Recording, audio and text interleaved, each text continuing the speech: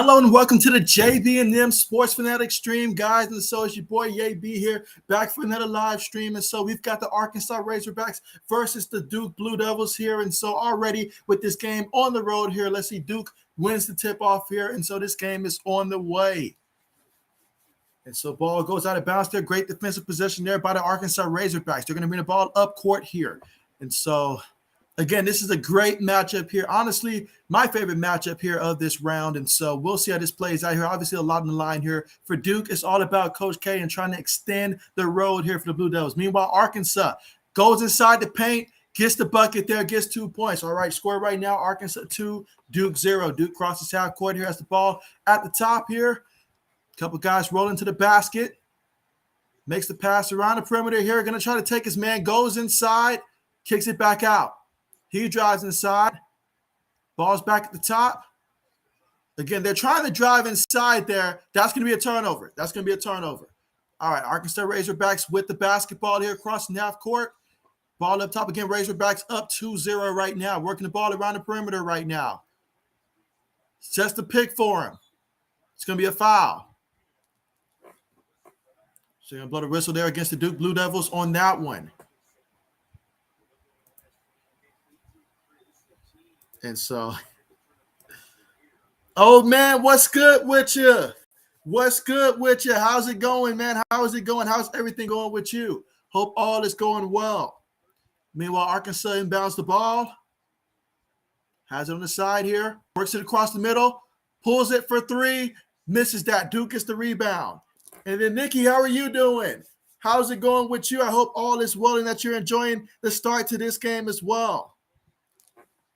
Meanwhile, for Duke, that's going to be 2 points right there. They drove it in, and now we're all tied up 2 apiece here. Arkansas with the basketball crossing half court. Has it at the top here.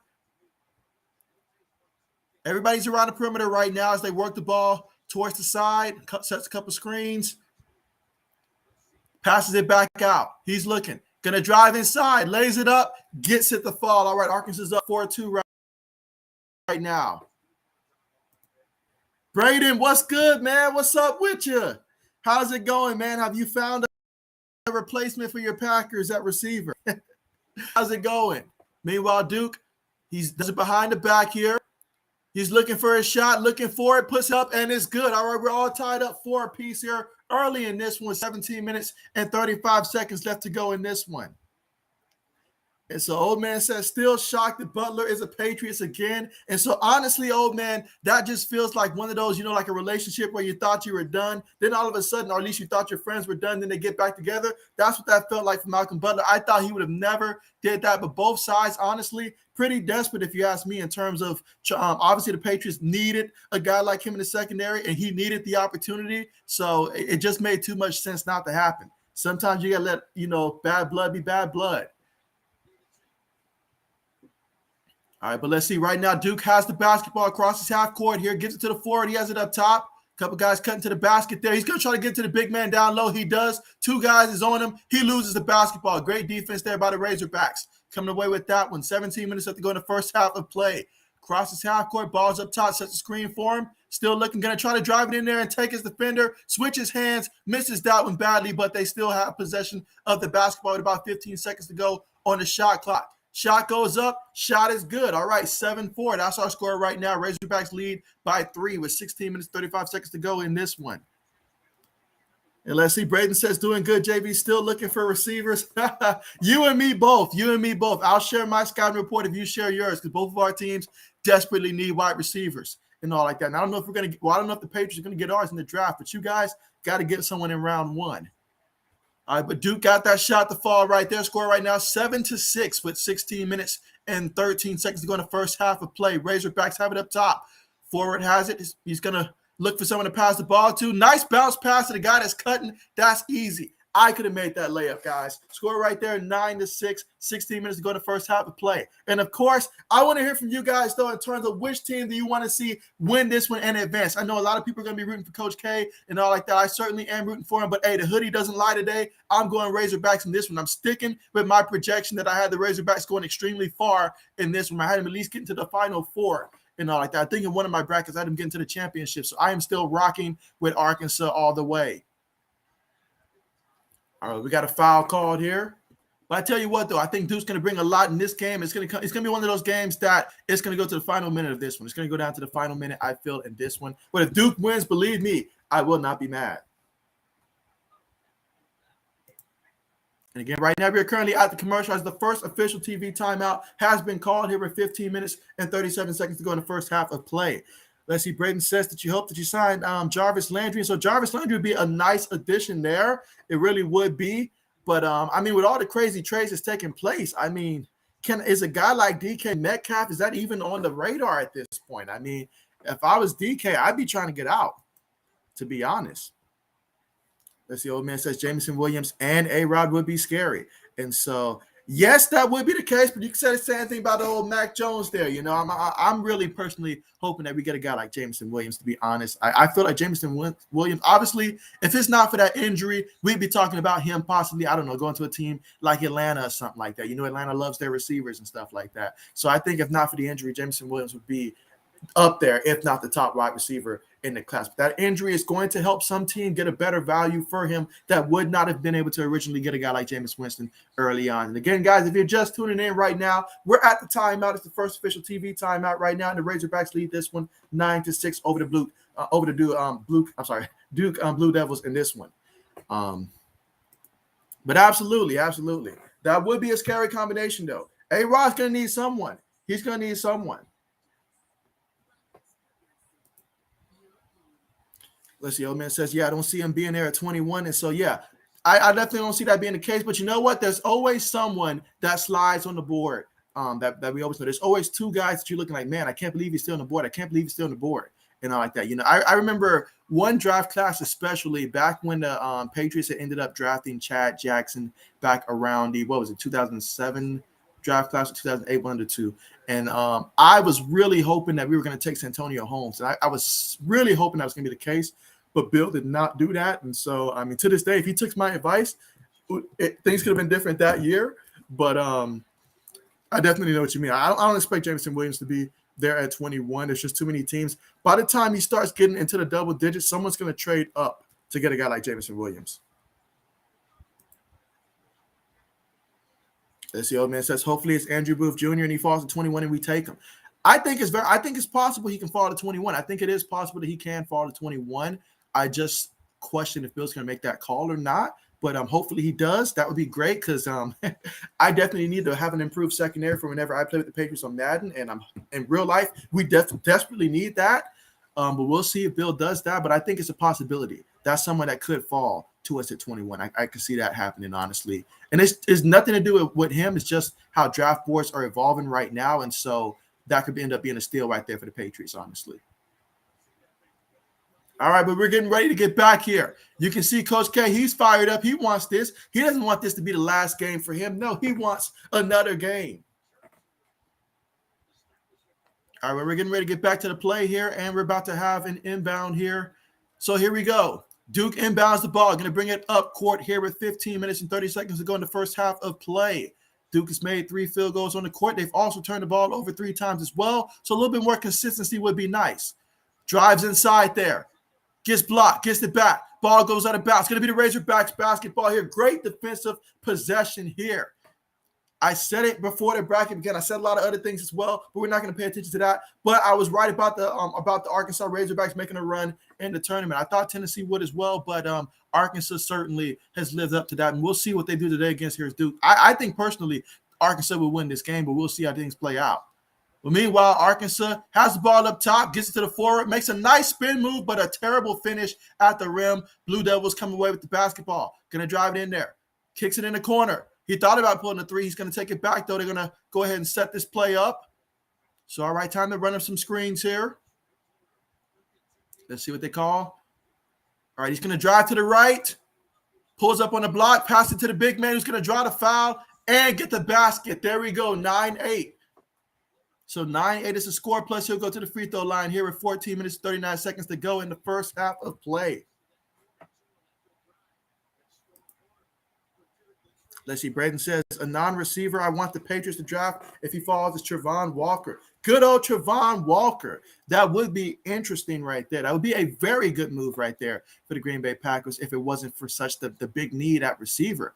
I honestly feel like there's some receivers that you could not go out there and acquire. I know I'm slick hoping, and oh man, let me chime in on this one as well. But a guy like Jarvis Landry, just given what we saw from him, I'll say 3 years ago, I feel like that potential is still there with a better quarterback. And so I personally would like to see the Patriots get a guy like that. I mean, Will Fuller, if he's going to be healthy next year, that's another guy I'd like to see, honestly.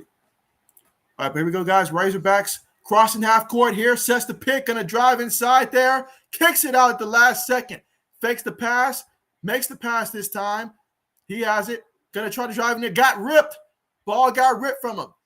Will he be able to convert on this fast break? No. But his teammate gets the loose ball there and is able to put it back up there. And so Duke takes the lead 10-9. 14 minutes and 8 seconds to go in the first half of play. Another surprise, I'll say, is tomorrow's game that I'm supposed to be streaming will be when Miami plays tomorrow and them versus Kansas. I know I said when everybody was talking about USC might potentially be the team to get on the run, but I said Miami could very well do it. I'm surprised they're actually doing it, though. I will not lie. I am very surprised that Miami's actually doing it. All right, here we go. Duke with the ball here. Puts up a difficult shot, and his teammate went up there and did a great job tipping that one in. I mean, he went way up there, guys, and tipped that one in. Duke up 12-9. Razorbacks with the basketball. Nice bounce pass down low. Nice pump fake and way to finish at the rim and throw it down. That's the only way to make sure it goes down here. Score right now 12-11. You can already feel the intensity here. Both teams, they're feeling pretty good right now. You know, both teams feel like they're playing about as good a basketball as they can be playing right now. So it's going to come down to honestly just going out there and executing. Duke. Oh, what a block. What a nice block here. The Razorbacks, they're getting up here. They're contesting shots. I like it. They cross half court, have the ball up top here. Tried to split the defenders, left the basketball behind. And so you know what he's going to do. Euro steps and finishes at the rim. So Duke, great points off a turnover. That time they're up by 3, 14-11. Razorbacks with the basketball here, crossing half court. Has it up top. Behind the back, pulls a three. Gets it to fall. Gets it to fall. Are you kidding me? 14-14. That's our score right now. No team backing down. Everybody out there giving it their all. Duke drives inside there, passes it to the big fella. He wants to do some work there. He's going to call a foul here. Going to call a foul. But, hey, I like the defense that Arkansas is doing right here. Guys are moving around, putting in work. I like it. But, yeah, I mean, yeah, Duke versus St. Peter's Final Four. That's what Braden's projecting there. Braden says Tyler Lockett would be a guy I would like the Packers to trade for. So he wants Tyler Lockett. The old man says Landry's a dog. I mean that in all respect. That's right. He takes no BS and would be a leader in the receiver room. Being a leader is definitely something that's going to be required in that locker room, especially right there. You're going to need a leader right there. And so we'll see. We'll see where he goes, though. Right now, his market is pretty good. All right, so Duke inbounds the ball, has it up top. The forward looking for someone to pass it to, gets to the guard up top. He makes the pass. Let's see if he tries to take his defender one-on-one here. Pulls up for the jumper. Misses that one. Ball gets tipped in. Though, so Duke gets the points there on the second chance opportunity. They're doing a good job. They're getting second chance points here early in this one. Duke's up 16-14. Arkansas crosses half court here. Duke meets him at half court. Tries to set the screen for him. Drives inside there. Floats it up there. Missed that one. But the basketball is going to stay with – it's going to actually be Duke's basketball here. So 11 minutes and 53 seconds to go in the first half of play. Going to be Duke basketball here.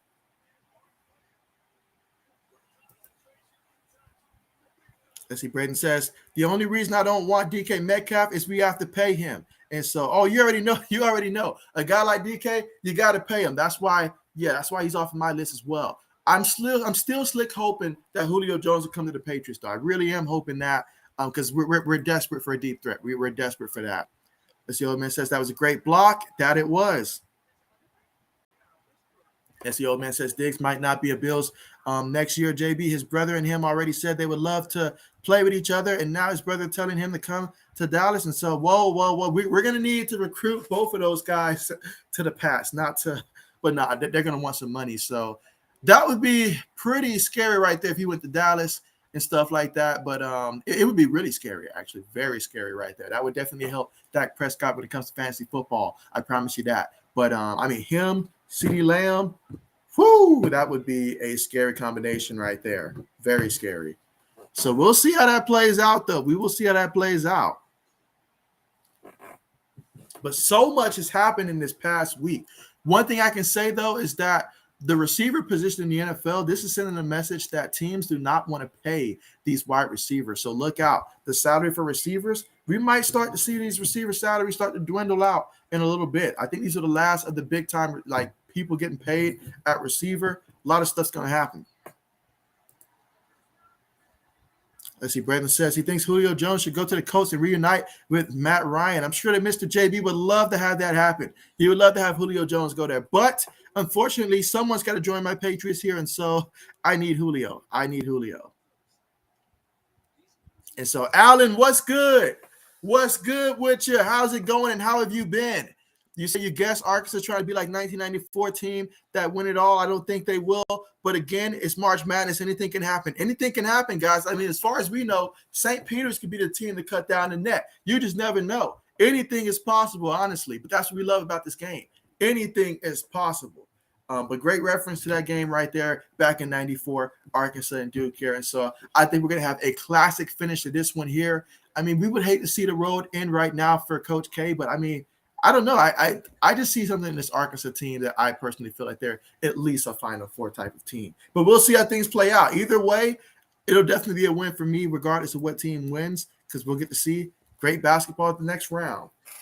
Let's see, old man says, a low-risk, high-reward receiver to trade for is I have actually seen about Laviska Shenault Jr. from the Jags. I can't remember what team they were linking to him to, come to think of it. But definitely someone that does come with a great ceiling there. If I was the Chiefs, I probably would have some interest in him, honestly. But yeah, he is a great receiver, and I feel like with the right quarterback, he can really shine a lot more than what we've seen so far in his young career.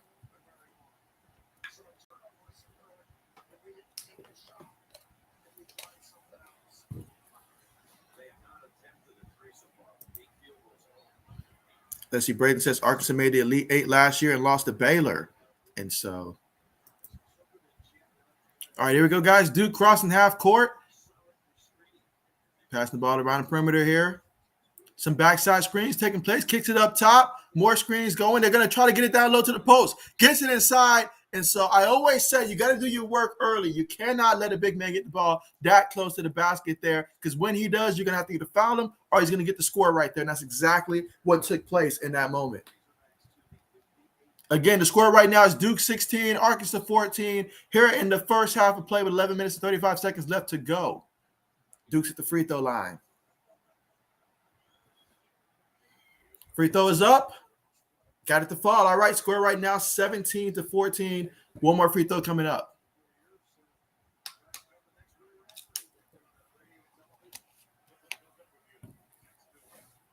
But Alan says, I'm doing good just watching the games. And so, yes, that's great. I can't believe the season's almost coming to an end soon, guys. It'll just enjoy the moment. Is all I can say. Just enjoy the moment. All right, but here we go, guys. Razorbacks with the basketball. Have it at the top. They trail right now 18-14. So down by 4. Gets to the floor, looking for someone to pass the ball to. Makes the pass there to the guard, trying to set some screen for him. They got 2 defenders on him. He's got to pass the ball. Gives it up top for 3. Missed that one. Duke gets the rebound. Again, they lead 18-14 here with 11 minutes and 10 seconds to go in the first half of play. Makes the pass there. Drives inside, looking to make a play, and he gets fouled. So he's going to go to the free throw line here. Let's see, old man says Kansas City was looking at him, but they signed a guy from the Packers. And so that is true. That is true. Let's see, old man says, JB, are you going to be streaming the NFL draft? And so I definitely want to do something for the NFL draft this year in terms of how that's going to look. I'll probably do something similar to what we did during the March Madness selection thing. Although, and I'm going to try to do the whole 3-day process there. We'll go first round first. And then from there, I'll probably take it day by day. But definitely want to do something for the NFL draft. That would be great right there to talk NFL draft for sure. Absolutely.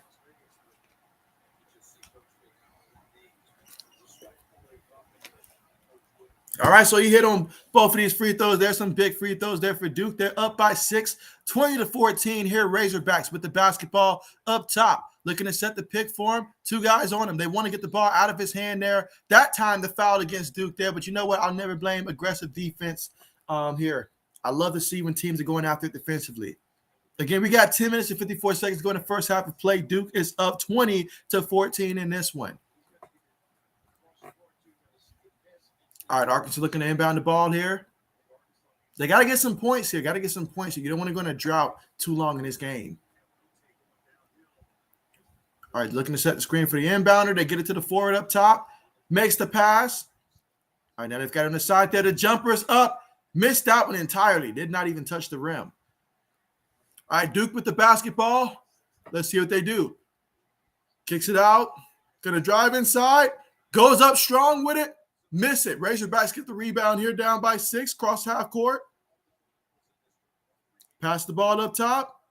And he's going to drive inside there, loses the ball, and it's going to be Duke's basketball. It's going to be Duke basketball. So 10 minutes and 26 seconds to go here, and the Duke Blue Devils are up 20-14 in this one. Jesse Allen says, if they can beat Zaga, surely they can beat Duke. But it would be crazy if Duke and UNC face each other again. You know what?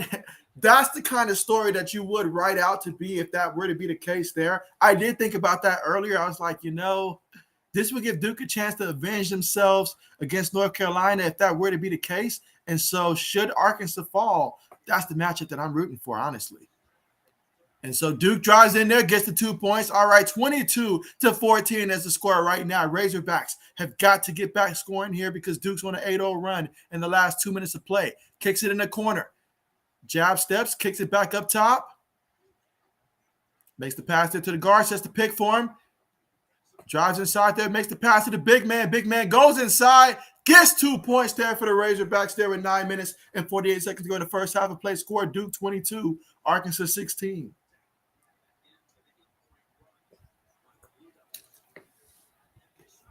Duke with the ball up top, looking to set a pick for him. Makes the pass to the forward. Who kicks it back up top. Gonna drive inside. They're gonna call the charge there. Great defensive play. And yeah, that time he just went in there extremely aggressive. And yeah, you just can't do that. You just can't run him over. But great job defensively getting in position. I mean, that time it was obvious what he was going to try to do. He just went in there aggressive. The smart move would have been to get that guy who was in the post down low. Once he drove in there like that, to try to make some type of bounce pass or something to him. But ultimately, he ended up drawing the charge there.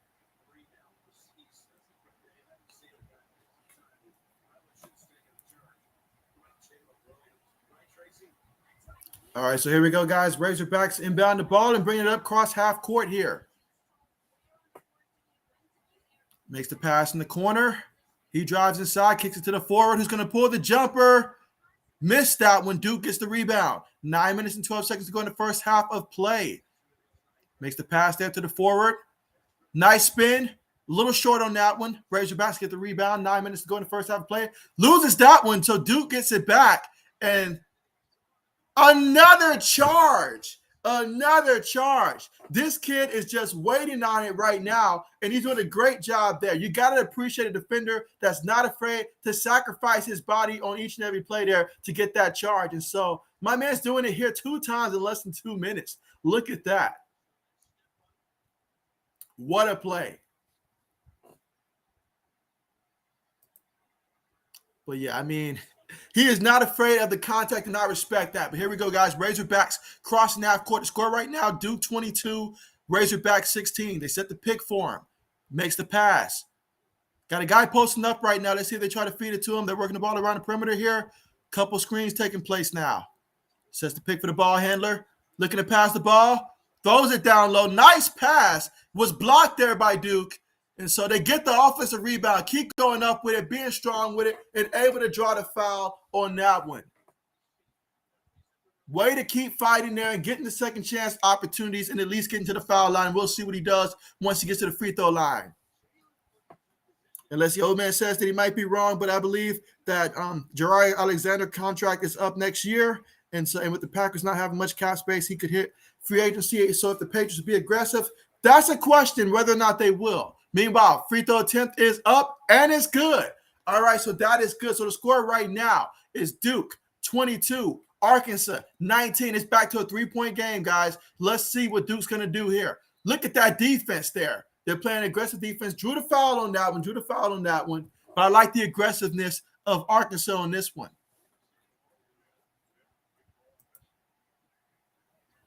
And so, Fernando, what's good with you? What's good with you?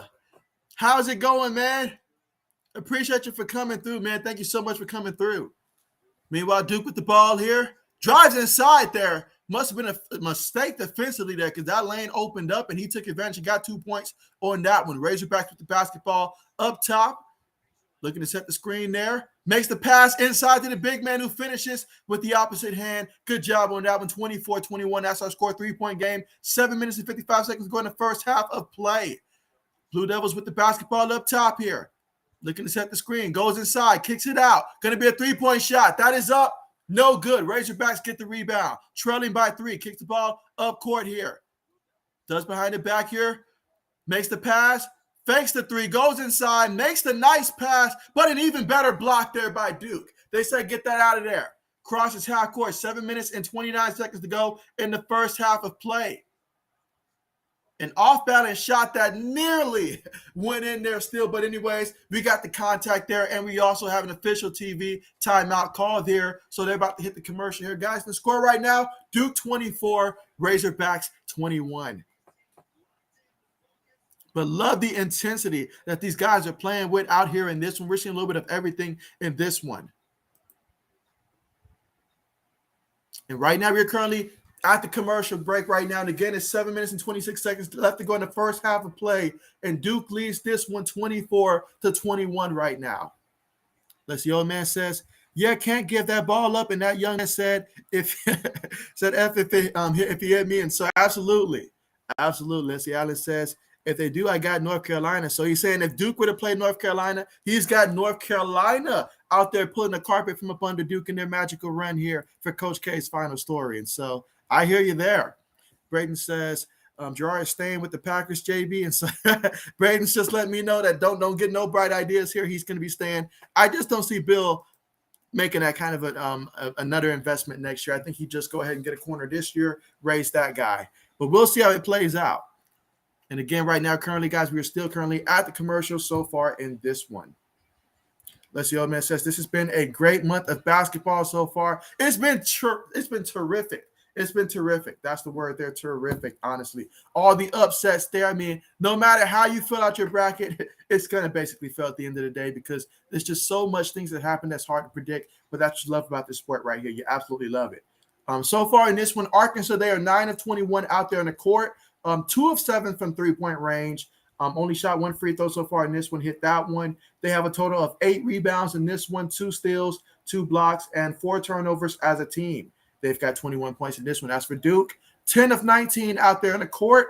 Has not hit a 3-point shot so far in this one. Only took 1 so far in this one. They're 4 or 5 from the free throw line, and they have 14 rebounds in this one. So they're running the rebound category. They've got 3 steals in this one, 4 blocks, but they've got 6 turnovers. So might want to keep your eyes on that one and not turn the ball over as often there. But when they're aggressive, though, they protect the ball. It's just sometimes have little laps every now and then, but they're doing a great job out there. Both teams, honestly, giving effort on the defensive end, offensive end. I love what I'm seeing so far in this game. Let's see, Allen says, if Kansas and Villanova play who you got. If Kansas plays Villanova, I'm going to go ahead and take I want to say Kansas. I probably would take Kansas in that one. But would not be surprised if Villanova won that one. But I would take Kansas in that matchup.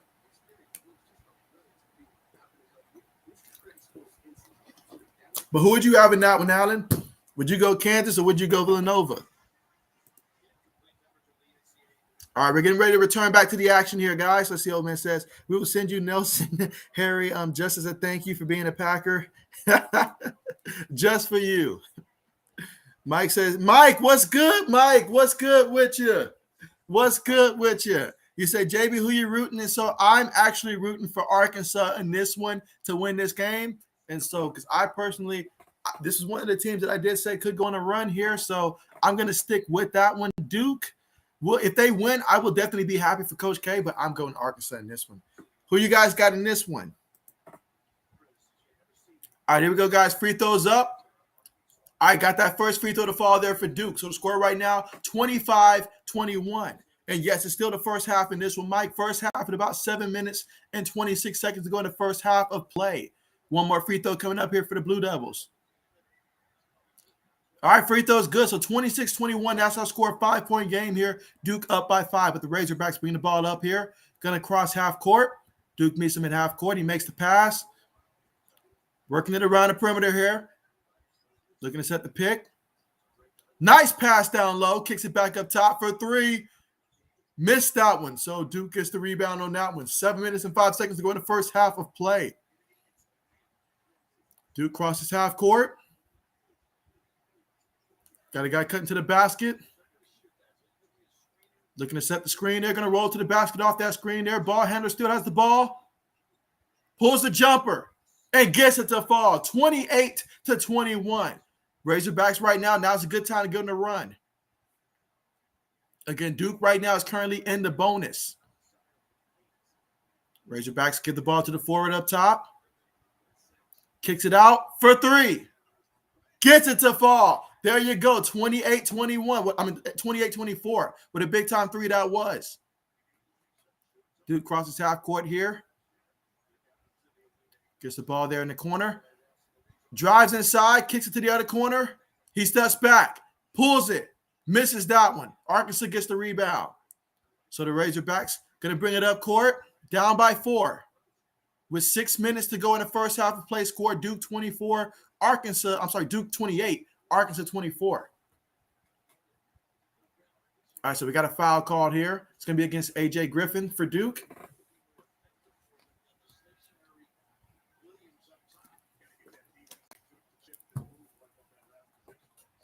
Let's see.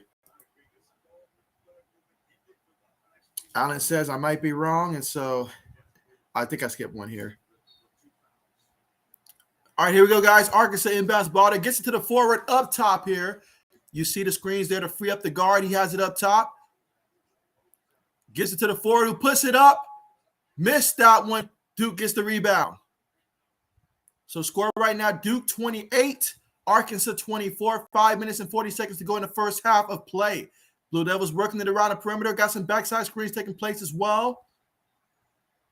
Going to come up and try to set the screen for him. He takes off, goes inside, and finishes strong in the rim. What a great job going inside, finishing the basket, and drawing a contact to get the foul there against Jalen Williams. That's right. Mr. Williams has taken 2 charges in this one, but that time Duke got the better end of him that time.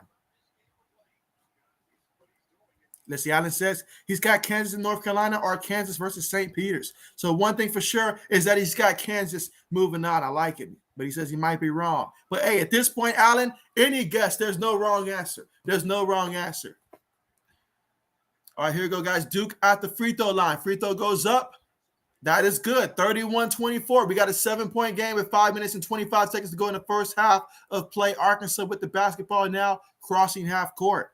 Mike says, JB, thoughts on St. Peter's? And so St. Peter's, they've definitely been this year's Cinderella team, no doubt about that. And so they're playing with extreme confidence. When it comes to college basketball, confidence is just about everything. Once you've got a great team in place, if you're playing and your confidence is at its peak, look out. You're gonna knock teams down like left and right. And so putting St. Peter's out is going to be a difficult task. You're going to play your A-plus game to put a team like St. Peter's out at this point in the bracket. Otherwise, they're just going to keep winning. So whoever plays them, you got to play your best basketball against them. Meanwhile, Arkansas gets that one up, gets the basket. All right, 31-26. That's our score. Duke up by 5. Arkansas trying to play tight defense here. They set the screen for the ball handler. Goes inside there. Going to be a foul. And so we got Jay in the Bay here in the building, guys. What's good with you, Jay? What's good with you? You say, what's good, JB? Who you got winning tonight? So I'm rocking with the Razorbacks tonight, but Duke would be a great story if that happens. Wouldn't be mad at all, but I'm going with the Razorbacks in this one. But who you got in this one is great to see you here. And so let me know, how do you feel about all the moves that's been taking place in the NFL with all the crazy trades and stuff like that? When can we expect your 49ers to be on the receiving end of a crazy trade like that? Let me know. But appreciate you for coming through. Again, if you guys don't know Jay in the Bay, definitely check out his channel. He does a lot of stuff with the San Francisco 49ers. It's all 49ers on that channel. So definitely stop by, show him some love, and give him a sub, guys. Appreciate you. All right, so Duke got that first free throw to fall. Again, we got 4 minutes and 56 seconds to go in the first half of play. All right, so Duke's doing a good job at the free throw line so far in this one. They're like 9 of 10 right now at the free throw line. Duke's up 33-26 here in the first half of play. 4 minutes and 48 seconds to go in the first half of play. Duke with the basketball up top, sets the pick to him. Nice job rolling off that pick right there. Oh, they're going to get him for the walk. The big man did a great job. He was in perfect position. Had it all right there, but you just can't do that. You got to go up strong and decisive with it. That time he was indecisive, shuffled his feet a little too much there, and ended up getting called there. And so that's a big missed opportunity there. Big missed opportunity.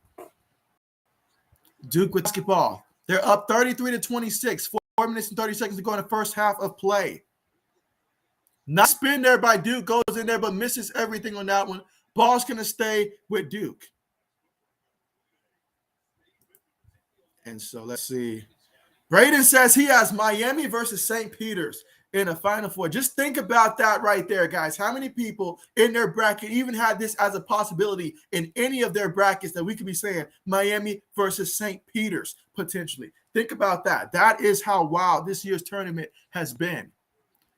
Meanwhile, Duke has the basketball there after the inbound, passes it up top. Going to set the screen for him.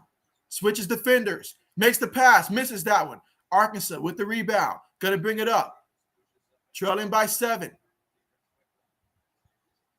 So he has the ball up top here. He's going to drive inside, steps back, jumper up, jumper good. All right, 33-28, 5-point game now with 3 minutes and 52 seconds to go in the first half of play. Let's see, Jay says that he doesn't watch too much college basketball. But just wanted to say, what's good, champ? I appreciate you, Jay. I appreciate you. Absolutely, man. Absolutely. Appreciate you. Meanwhile, Duke with the jumper. All right, that's good. 35-28, a 7-point game here with 3 minutes and 30 seconds to go in the first half of play, guys. Let's see how the Razorbacks can go. With about 3 minutes and 20 seconds to go, I say this is a great time right now for Duke to try to get, for Arkansas to try to go on some type of a run here to end this one out. Let's see if they can. Drives inside, kicks it in the corner for 3. That is good. Let's go. All right, 35-31, a 4-point game here. 3 minutes and 8 seconds to go in the first half of play. Defense going to meet Duke at half court. Let's see. Braden says, championship. And so, yeah, just thinking about that, though, that would be an insane championship right there. Insane. All right, here we go, guys. Duke working the ball around the perimeter here. Steps up for the jumper. No good. Razorbacks get the rebound here. 2 minutes and 40 seconds to go. Razorbacks drive in there. Has to throw something up there. He lost his footing on that shot. Had to throw something up there. Duke with the basketball. Going to drive in there. Nice pass and nice basket right there. They're up 37-31, a 6-point game with 2 minutes and 25 seconds to go in the first half of play. All right, so here we go. Razorbacks with the basketball up top. Look at the difference in points of the paint, guys. Duke has 28 of their 37 points inside the paint. That lets you know these guys are driving inside. Meanwhile, they just called a foul there against Jeremy Roach of Duke. So in the first half of play, we still got about 12 minutes and 14 seconds to go before the half, guys. That foul there against Duke. And so right now it's an official TV timeout. So we're going to pause the action here. But the score right now, Duke 37, Arkansas 31. Both teams are already in the bonus. And let's see, Jay says, crazy moves in the NFL free agency this year. I'm disappointed. We haven't traded Jimmy G yet, but there's no way he's on our roster come week 1. And so you say there's no way at all he's on the roster come week 1. And so, where's the best place right now to honestly trade him? There's a couple teams that I thought of, but those teams have been quick to go out there and acquire a quarterback. I imagine the team that would end up getting a guy like Jimmy G would have to be a team that feels that they're a contender that needs a quarterback. But let me know some destinations you think could work for Jimmy G. That would really be helpful, but appreciate that. Let's see. Mike says, JB, is this for the Final Four? And so as of right now, we are currently in the Elite Eight. So that's right. Whoever wins this game is going to be going on to the Final Four. So this is for the right to make it to the Final Four. And so we will see who earns that right today. Will it be Duke or will it be Arkansas? That is the question. But yeah, as of right now, we're currently at the Elite Eight right now. All right, let's see. And again, right now, we're currently at the commercial. If you're just tuning in right now, we're not missing any of the action. It was an official TV timeout. Let's see, old man says, JB, I looked up as of right now, 2023 free agents are in man, receiver, D-line, and corners are stacked. That's great right there. That is great right there. And that is fantastic. Hopefully we won't have all three of those be a need come next year, but that's great. That is great. Appreciate that insight. Let's see, Jay says, I like the free agents we signed so far. Who would you say is the biggest need of your Patriots? And so, man, the biggest need, I mean, honestly, you look at our division, because I like to go off of our division and all like that. You know, we haven't really had a great receiver for years and all like that, so I wouldn't say it's the greatest need, but certainly a defensive back, like a corner that can come in and just match up against a guy like Stephon Diggs or something like that, or Tyreek Hill and stuff like that. We need a corner. Malcolm Butler, I love Butler. I love what he did for us in the Super Bowl and all like that, but Butler's not that answer. He's not that answer. We need a corner. That we do. He said, what position will they draft with their first pick? And so they should go corner, but knowing Bill Belichick, he'll never go to position that you want for him to go. Last year was probably the only year that he took someone that I said that we needed to take in the first round in terms of just addressing the quarterback position. And if Mac Jones would have been taken before then, I don't think he would have been a quarterback at all. So cornerback is where he should go. But Bill loves linebackers. He loves linebackers. He loves the end. So I wouldn't be surprised if he took that route, but he needs to go corner first.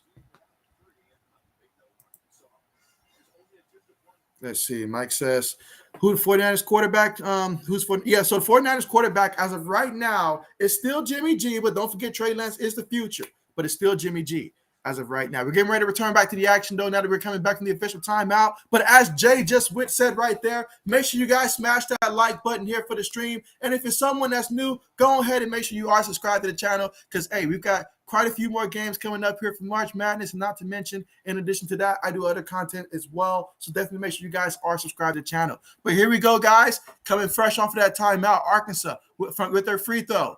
Hits that one. All right, so that one's good. And that's Chris Lights right now, who's at the free throw line. Arkansas's got 32. Duke's got 37. 2 minutes and 14 minutes left to go. Second free throw coming up for the Razorbacks. I love the fact that both of these teams are out here hitting their free throws. I like that aspect of it. All right, he got that free throw as well. Duke's up by 4, 37-33. They inbound the ball right now with 2 minutes and 10 seconds to go in the first half of play. Duke has the basketball up top, makes the pass on the perimeter. Looking to set the pick for him.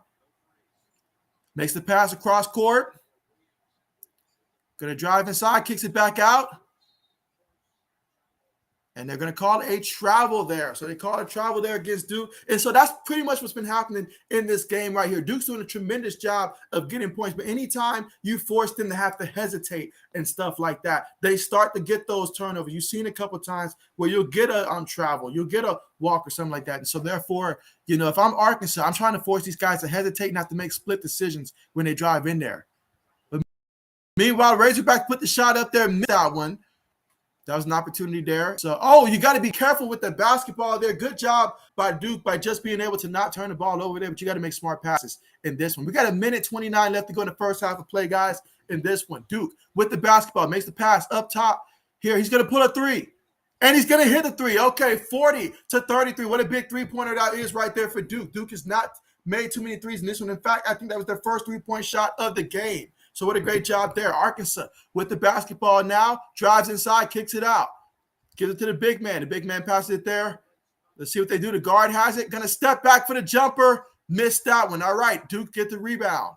We've got 58 seconds left to go in the first half of play in this one. Duke's going to call a timeout. Duke's already up by 7 in this one. This is going to be important how you end this one right here. If you're Arkansas, you want to get on a little bit of a run here, get a couple baskets here, try to stop Duke. If you're Duke, this is a great chance to finally extend the lead. We've seen a couple times Duke could go up by 7, Duke could go up by 6, and then all of a sudden Arkansas would narrow it back down here. But this is a chance right here for Duke. If they play this right, they can extend this lead here and possibly go into the half of the double-digit lead. So that timeout right there, very crucial for this team. But got to make sure that these guys understand the game plan because they can't be hesitant. They've got to go in there and be aggressive. Must be aggressive here. Let's see. But right now, we're currently at the commercial right now, guys. And so let's see. Mike says Bills added Crowder and others to sure thing Super Bowl champs teams, Jay and the Bay. And so, yeah, the Bills are putting in work, though. I feel like this year has to be the year for Buffalo. If not this year, you got to start worrying about some of the contracts for the Buffalo Bills and stuff like that coming up. But again, right now, if you're just tuning in, guys, we're not missing anything right now. It's currently, right now it's a timeout that Duke just called here. It's their first timeout of the game here. Again, both teams are in the bonus, and Duke is up 40-33 with 57 seconds to go in the first half of play. Let's see. Adam says, what you think about the rumors trade from Tampa Bay and Miami for Brady? I don't think he goes to Miami. I tell you this. I'll put it like this, Alan. I don't think he goes to Miami this year. I am certain that he's not going to Miami this year for one reason particularly. Well, two, actually. Tampa Bay's not stupid. They're not going to make that trade and throw themselves out when they won another Super Bowl. But another thing is, honestly, he convinced some guys to stay with Tampa Bay that were going to go elsewhere if Tom Brady did not return to the Buccaneers. And so you pretty much told them you're going to be back this year. So you can't just go and change your mind like that if you're Brady. Not this year. Maybe after this year, you can do that, next year. But this year, I don't think he does that. But where there is smoke, there's a little bit of fire. He probably does want to go there, but I don't think it happens this offseason. I would be shocked if that happened. Let's see. Braden says, what team, in your opinion, was the most disappointing in the NCAA tournament? Most disappointing in the NCAA tournament? Without question, for me, it had to be the Iowa Hawkeyes. I mean, Iowa Hawkeyes, I could take a couple I could say a team like Kentucky. Kentucky's probably up there as well, 1A, 1B, and all like that. But Iowa, I had such high hopes for them. They won the Big Ten tournament and stuff like that. I really thought Iowa was going to make a nice run here. I was pretty confident. And all three of my brackets, I had them winning that matchup. I did not think that they were going to lose that matchup, and they lost. And so they disappointed me big time. Broke my heart almost. So Iowa was definitely that team, but Kentucky was right up there as well. I didn't have Kentucky going that far either way, so that's why I didn't mention them. But, yeah, that was a bit of a shocker there. Bit of a shocker. Let's see. Mike says, JB, Pascal, anyone good? Well, I mean, we got some pieces, That's like we didn't get anything to hang with the big boys, like what Miami went out there and did. But we, Malcolm Butler to come in there, One thing I like about Malcolm Butler, he's always in position, and he will tackle. He will tackle out there in open space. I mean, heck, in Tennessee, he had 100 tackles one year, so I'll give him credit for that. But in terms of just going out there and making a splash type of move, no splash type of signing there. But we were able to retain some pieces. Meanwhile, here we go. Duke off the inbound there, able to get 2 points there. Okay, so he got the 2 points there. There's about 30 seconds left in the first half to go. Duke's up 42-33. If I'm the Razorbacks here, I really want to get some points here. And so especially if that's the last points of the game here, I would love to get some points here. But let's see how they play this one out. We got 16 seconds here. Working the ball around the perimeter here. No urgency just yet. And now he pulls up for the shot. Missed that one. Going to allow Duke the chance to take the final shot here of this first half. Looking to pass the ball. From way downtown, they hit the three. Wow. 45-33. That's the score. Up by 12 at the half. I don't know what Coach K said that got to these guys here, but man, what a strong finish to Duke here. I feel like the second half of this first half, like the second half of play in the first half, has just been really towards Duke. Like, tremendous job here by Duke to finish out this half. Like that's just tremendous right there. Tremendous. But wow, what a big time shot they hit on that one. Wow.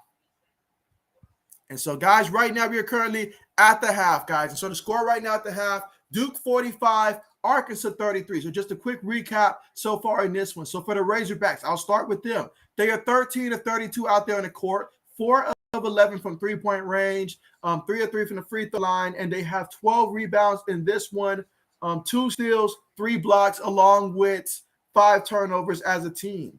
Now for Duke, 17 to 31 out there on the court. So I love the shooting percentage that Duke has out there on the court. I mean, we're talking about higher than 50% out there. That's tremendous. 2 of 5 from downtown. So they're not taking too many threes there. So because I mean, they're getting points inside the paint, over 30 points inside the paint. They definitely know what they're doing down there. And then they're 9 of 10 from the free throw line. So you're out there hitting 90% of your free throws. That's great as well. And you're getting to the free throw line. That means you're being really aggressive as well. They've got 22 rebounds in this one, out rebounding the Razorbacks by 10 in this one, 22 to 12. And so that means they're dominating the boards out there. They've got 3 steals. They've got 4 blocks as well in this one. 7 turnovers. You want to watch out for that, but they did a better job to end out the half in terms of protecting that basketball because they had about 6 about halfway through that first half. So they did a better job in the second half of that one. We'll see if that continues. And scoring-wise, I mean, my goodness, they're deviating the score around. I mean, Williams for Duke, he's got 10 points in this one. You've got Barchero, he's got 9 points here. Roach, he's got 7. Griffin's got 6. I mean, they're spreading the ball around. It's really about a good 6 guys right now for Duke that's going out there and they're scoring. They're involved in the offense. They're either giving assists. And so when you play like that, a lot of guys are getting involved. Everybody's getting their confidence up. That is great for them. Meanwhile, for the Razorbacks here, they have Note. He's got 8 points in this one. Davis off the bench. He's got 7 points here. Williams, he's got 7 points here for the Razorbacks. And so for them, you really got 3 guys carrying the load. You can say Umade as well, you know, but right now they've got some work to do in the second half. They got to come out with a vengeance here in the second half. Because if you think that Duke is just going to lie down and just let you get back in this one, no. It's just 12 points there. So obviously Arkansas can come back from that. But definitely you got to match their intensity and surpass it here in the second half when you come back. All right, let's see what we got here. Jay says that Jimmy's timing of his shoulder surgery was terrible. Teams who were interested in Jimmy were unsure of his status for the upcoming season. I don't see any team trading for Jimmy unless their starting quarterback. Let's see what else he said here. Unless their starting quarterback gets hurt. And so, yeah, I can see that being the case. I can see that being the case right there. I mean, I'm still surprised to this day that the Pittsburgh Steelers opted to go Mitchell Trubisky as opposed to Jimmy G. I thought Mitchell would have gone down into the Giants, and then I thought that would have left the opening up there for Jimmy G to go there. Obviously, the whole Matt Ryan situation going to Indianapolis, that closed the door for the Colts possibly going after Jimmy Garoppolo. So there's a lot to consider there, honestly. There's a lot to consider there for a guy like Jimmy G. But honestly, we'll see how things play out, though. We'll see how things play out there. But, yeah, that certainly hurt the market there for Jimmy G. Let's see, Jay says, worst case scenario, we cut him in August. And so, yeah, that would be the worst case scenario for you guys. That would be pretty bad for him as well, honestly, because, I mean, wherever you're going to end up at, I mean, it's just not going to have the opportunity that you want, honestly. It's not going to be the opportunity that you would like to have. But, you know, Jimmy's a professional. He understands this business, and wherever he ends up going, it'll probably be a place where if the quarterback starts to struggle, he'll get an opportunity. It's just a matter of which team. Let's see, Allen says that Kentucky was the most disappointing in the NCAA. And so, yeah, Kentucky certainly was disappointing. And like I said, I mean, for me, if I wasn't going to say Iowa, I would have said Kentucky. But I personally did not have Kentucky going that far in my bracket at all. I didn't have them getting past the second game. And so, yeah, I was not too surprised by that one. But what can I say? I mean, they, you know, like, I did think they were going to win that game, though. I did think they were going to win that one, though. I will say that. I did have them winning that one. That's the old man says. That's right. Old man says the Virginia Tech Hokies. We were playing great ball, and when we needed to take it to the championship level and couldn't do it. And so, yeah, and so I thought Virginia Tech was going to beat Texas as well in that matchup there. I really did. But that was another one that I pretty much in all my brackets have Virginia Tech beating Texas, but Texas came up ready to play, and Virginia Tech didn't play their best basketball. Let's see. Jay says Trey Lance. And so, oh, yeah, good old Trey Lance. And so what are the expectations, Jay, if you're still here, for Trey Lance in terms of just what is the realistic expectation for him next year? Do you think he's going to have a big leap next year, or will it be more of kind of just, I don't know, having to limit what he does? Because you know how sometimes you put a young guy in there, and you have to limit what he does to help him focus for a while until he masters that and then expand the playbook, kind of like Miami did to his first year as a full-time starter. Let's see, old man says, How he stole Trent Brown. And so, see, that's right, Trent Brown, good old Trent Brown. Old man says, JB, we stole Trent Brown. His contract is really cheap. And so, yes. And so, I mean, maybe that conversation with Trent went well. Maybe that played a big part of it. But I'm glad about that. I'm glad about that. There are guys in the NFL that, like they just want to be in a good place that they can call home. Like they really resonate with the fan base. And he seems like one of those guys. So that's fantastic there. Fantastic. Let's see. You say you're shocked he actually didn't leave. But he always says he has the utmost respect for Bill Belichick and Mr. Kraft. That's what it comes down to. When you have that admiration for a team and stuff like that, you are willing to give them a bit of a discount to stay. We see it with guys that sometimes as a fan, you may take it, you may not really appreciate it for what it is. But you look at that Patriots roster, there's guys like James White, there's guys like Devin McCourty and stuff like that on that roster that you know that they're Patriot guys. Like they put the team first above their personal like needs and stuff like that, or what the personal desires in terms of taking team-friendly deals and doing what it takes to remain a Patriot. And so you need guys like that in the roster. You really do. And you have to keep those guys happy because those are the guys to help you build contending championship teams.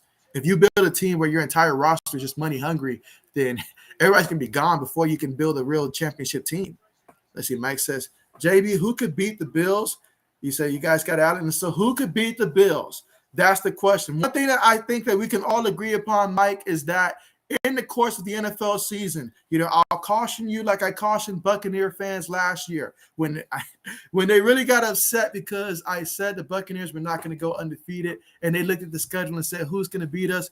Injuries happen in the NFL. There's injuries that happen. Guys get hot. Guys get cold. The same Buffalo team that I saw had that tremendous battle with Kansas City in the playoff. That's the same roster I saw struggle again, lose to the Jacksonville Jaguars and all like that with Urban Meyer down there as the head coach. So, I mean, anything can happen in the NFL. It's about playing hot at the right time. Believe me. I've seen plenty of Patriot teams start off like 2-2 and all like that. One year, I remember when your Bills beat us 31-0 to start off the year. Then we were a completely different team at the end of the year. Sometimes the team just has to meld together. It just takes time sometimes.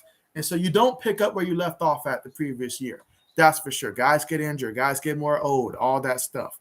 So right now on paper, I get the question. But in reality, we got to see what everybody else is going to bring because there's a lot of good teams this year in the AFC. It's going to be no walk in the park this year. No walk in the park at all. So, I mean, the division might be for you guys. But outside of that, once it comes playoff time, those playoff teams, there's a lot of good teams out there. A lot of good teams out there. So we just got to see how things happen. We got to see how things happen. I'm sure if Michael was here, he'd say them Bengals. He would say the Bengals. Let's see. Mike says, I told JB Brady trying to get to Miami. And so, I mean, I'm pretty sure he does want to get to Miami, but that's not going to happen. That's not going to happen. He made too many promises before the start of free agency to convince guys to stay down to actually go play for the Buccaneers. They came here for Brady. So he's at least got to stay this 1 year right here. Now, after this year, that's possible. But this year, not possible.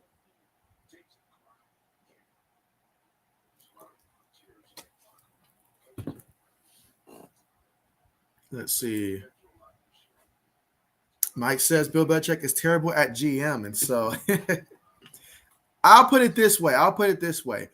Bill does not believe in overpaying. He does not believe in overpaying. So Bill is going to not overpay. Bill learned throughout all of his years of a championship team that if he doesn't have a team that he feels is ready right now to win a championship, Bill's not going to go out there, sign a contract for a guy that's not going to win him a Super Bowl, and then strong arm the team for years to come when he knows that in his heart, this is not a team that can contend for a Super Bowl.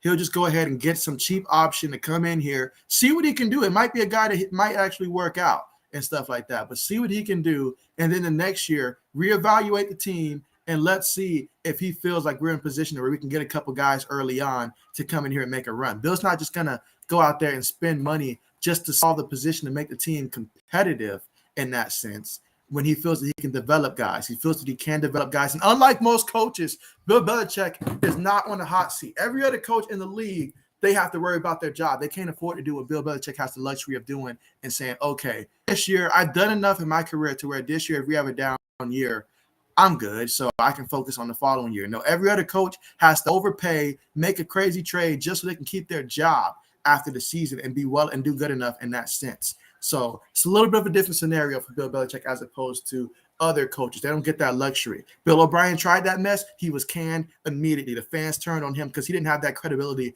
behind him to make a move like moving someone like Hopkins and stuff like that. Coaches do it all the time. Even when Chip Kelly was down there with the Eagles and stuff like that, trading away everybody under the sun and moon, it didn't work. Nobody's going to respond well to that if you don't have the resume to back it up. But if you got the resume that Bill has, the ownership's going to give you time. The fans may not be too happy about it because we're used to winning, but the owner's going to go ahead and let you do what you want to do at this point. Let's see. Mike says they need to get him. They need to get him help, and so let's see. Mike says, JB, who better, Baker or Darnold? That's like asking me what is better, trash that's been left out for 2 years or just something comparable to that. Like none of them should be the guy that you want to have. But honestly, Baker, I feel, is better than Sam Darnold. Sam Darnold, I've lost complete faith in Sam Darnold. Sam Darnold is not that quarterback. He's not that dude. He's got no confidence. At least Baker has confidence. Baker will go out there and throw 80 interceptions and step right back on that field and forget about all the previous interceptions. But Sam Darnold, he get hit 2 times, that's going to stay on his mind. That's going to stay on his mind. He's got that on his mind. You got turnovers on your mind. So it's Baker. It's Baker. And so I know, shocking take right there, but it's Baker. Let's see. Old man says 49ers should bring in Cam Newton. He could help Trey on and off the field. Cam would be the Hoyer of the 49ers. At this point in Cam's career, I think Cam understands the situation. So that could be an interesting move right there. That would be a very interesting move right there. Let's see. Old man says Baker is better than Darnold. And so, see, old man agrees with you. And as much as I say about Baker turnovers and all like that, at least the kid's got confidence. You can't coach confidence. You can't coach confidence. Sam Darnold does not have that. He's lost it. He's lost it. He's spooked out there. There's nothing worse than the quarterback that's spooked out there, or in his words, seeing ghosts. Let's see. Old man says Kansas City Chargers, Browns, depending on Watson. And so we'll see how the Browns look this year. I'm really going to be intrigued to see how that works out. I feel like, getting another receiver aside of Amari Cooper is going to be important for them. Chargers are interesting, but I still like the Bills in that scenario. Kansas City, don't sleep on the Chiefs just because they made this move. Don't sleep on the Chiefs. They just got to evolve and all like that. I've seen it happen before with the Patriots where you can go out there, you can evolve and all like that. We went from the Randy Moss era, and eventually we had the Rob Gronkowski era. Well, this is going to be Kansas City's version of what we had with Rob Gronkowski. Now it's going to be a tight end first. Get some good receivers. You don't have that great receiver that you once had that can do things by yourself. You're going to miss some aspects of that, but you acquired a lot back. You work on that defense, build that defense, make that defense better and stuff like that. Incorporate a real run game with this offense, and sky's the limit. Chiefs they're still that team. Still that team. I mean, you can throw the Broncos in there as well. That's a possibility right there. Broncos versus the Bills. I think that's a real possibility right there. That defense that the Broncos possess, that's going to be good right there. It's not because of the whole Russell Wilson thing. I mean, Russ just got to go out there and give them, like good quarterback play, be smart with the football and stuff like that. But honestly, that defense that they have alone, that's great. Let's see. Mike says, thank you, Old. Agree. Let's see. Mike says, hot take. Matty Ice go off, Mr. JB happy. And so Mr. JB would definitely be happy if Matty Ice goes out there and gives them the quarterback play that he's been looking for. I mean, Matt Ryan's been doing so much down there that really was not appreciated down there in Atlanta, to be honest.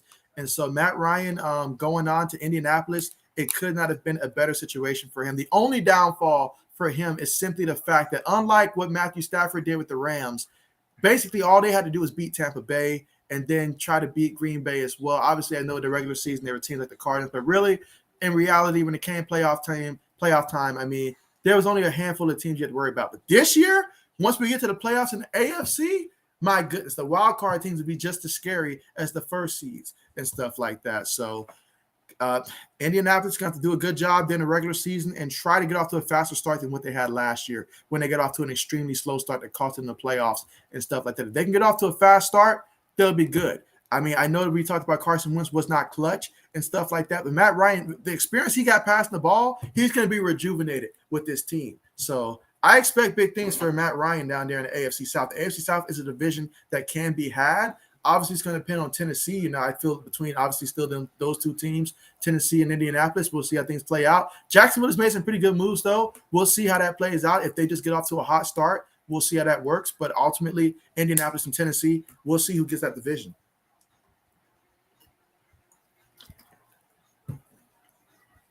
But yes, that would make Mr. JB extremely happy over there. Let's see. Old man says, I just think Chargers defense is better than Buffalo's as of right now.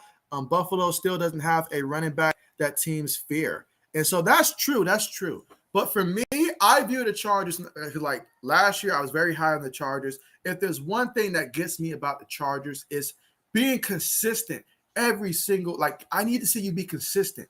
I'm concerned about the Chargers with injuries. You look at their key players, what do they all have? Injury problems and stuff like that. You know, minus Justin Herbert, he doesn't necessarily come with those injury concerns, but Mike Williams, that's a guy that gets hurt a lot. Keenan Allen, he gets hurt a lot. You know, even the running back, you know, Austin Eckler, he gets hurt a lot.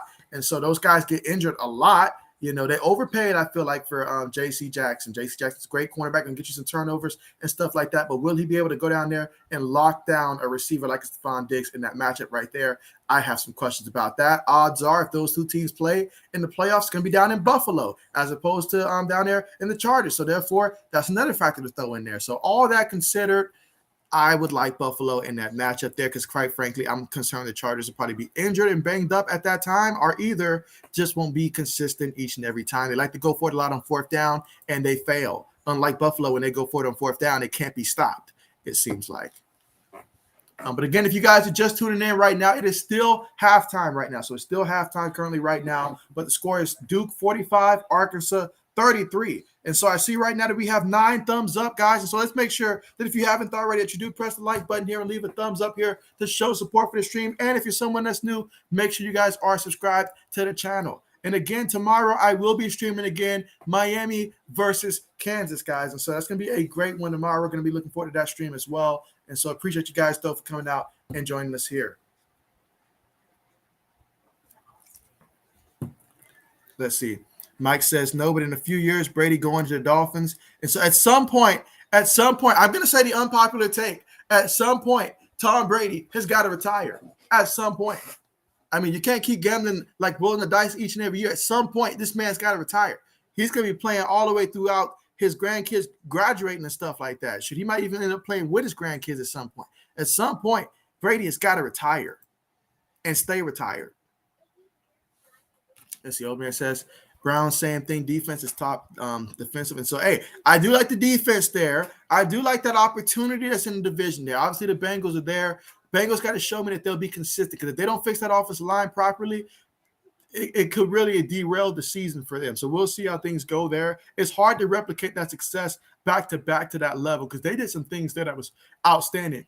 The points they dropped against the Baltimore Ravens, from what I've seen from the Ravens defensively over the years, anybody doesn't do that to them every time they play. I've seen them do some great things against defenses, like historically speaking, like a Peyton Manning, a Tom Brady, and all like that. I've seen those quarterbacks eventually struggle against that defense. Obviously, Ben Roethlisberger and stuff like that. So they'll have a little bit better of a game plan against Joe Burrow this time around. So we'll see if the Bengals can replicate that. But if not, I think the Browns are a team that would be primed to step in there in that role. That if they've got Deshaun Watson at quarterback, assuming we got to see what the NFL does in terms of suspensions, though, for Deshaun Watson. We got to see how that plays up because I believe their backup quarterback, correct me if I'm wrong, guys, but I believe their backup quarterback now is going to be Jacoby Brissett. I think they brought in Jacoby Brissett to be their backup quarterback. Obviously, they still got to figure out the whole Baker Mayfield situation, but Jacoby Brissett, I think, is their backup quarterback. And so if he has to come in and play, I hope they're going to go ahead and hand the ball off a lot.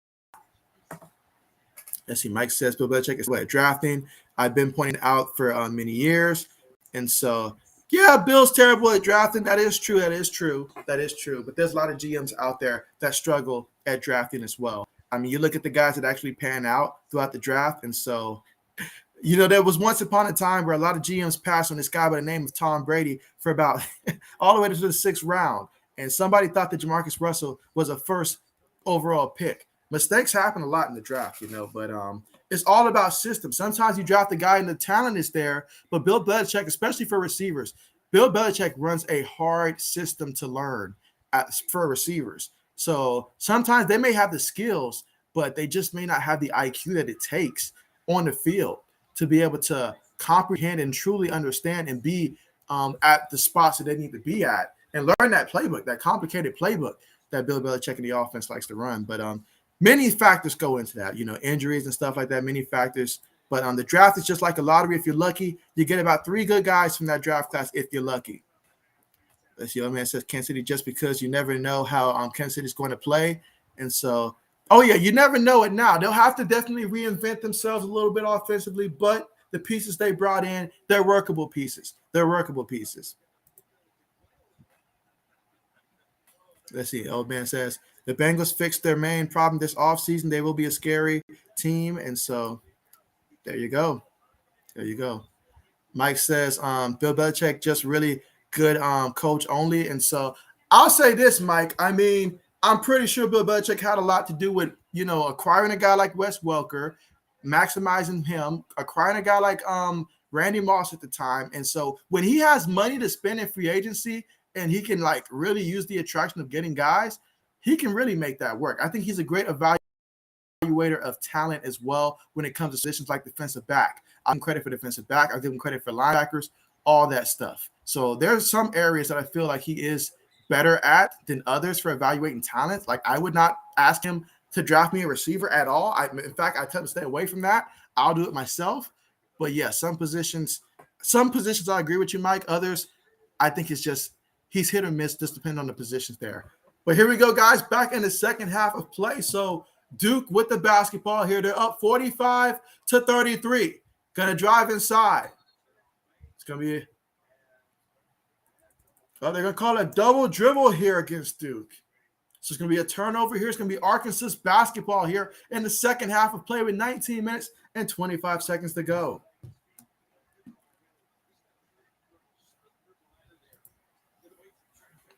Arkansas has it. Puts up the shot. Gets it to fall. All right. Score right now. 45-35. 10-point game. Duke inbounds the ball here. Brings it up court. Arkansas comes out looking aggressive defensively here. Passes it in the corner. Brings it up top. Makes the pass to the forward. Looking to take his man. Picks up his dribble. Looking to pass. Tried to make the pass there. Razorbacks came up with the basketball. This could be a turnover there for Duke. So we got a foul called here against Duke. Another one for Jeremy Roach. Now his second foul. This old man says, JB, all Bill Belichick has to say is I drafted the GOAT of NFL players. Not just him. I mean, let's not forget, he drafted Gronk as well. Give him credit for that. So that was pretty big also. Vince Wilfork, that was a tremendous one. Logan Mankins, that was big as well. Asante Samuels, the senior, that was a good one as well. There's some good ones that he did. Even the guys that he picked up that were undrafted. Meanwhile, the shot right there was missed. Ball right now hanging up on top of the glass there. Someone's got to knock that one down.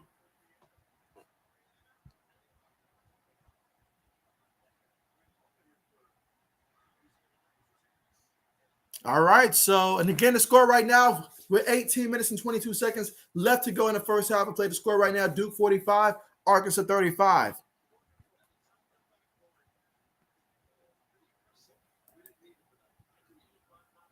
Let's see, Mike says, Darnold has no strength to make NFL passes. And so, I mean, I always point to the great Chad Pennington and all like that. As much as I don't like Jets quarterbacks, Chad Pennington was definitely my favorite Jets quarterback. And he didn't have an arm at all, but it didn't stop him. He had accuracy, deadly accuracy, and he was a rhythm type of passer. Like once he got hot, look out. Meanwhile, Duke gets it inside, gets the 2 points. All right, they're back up by 12, 47-35. Razorbacks with the basketball, working it around the perimeter here. Has a couple screens here, makes the pass up top, sets the pick. Gets it down low, and it's good. All right, there you go, 47-37. That's how I scored 10 points. Duke with the basketball. Has it up top. Another guy that had no arm strength really was the great and legendary Jeff Garcia. He didn't have that great an arm either. But the great ones, they make it happen. All right, lost that ball that time. Razorbacks have the ball. Down by 10. Turn it over. Turn it over. And so let's see if Duke can capitalize off this. Makes the pass. Ball's in the air. All right, so they have it up top here. Just want to go ahead and run the play now. Calm it down, and run the play. With about 16 minutes and 55 seconds to go in the second half of play. Duke drives inside, puts it up, too short. So we've got a foul call here. It's going to be against Duke.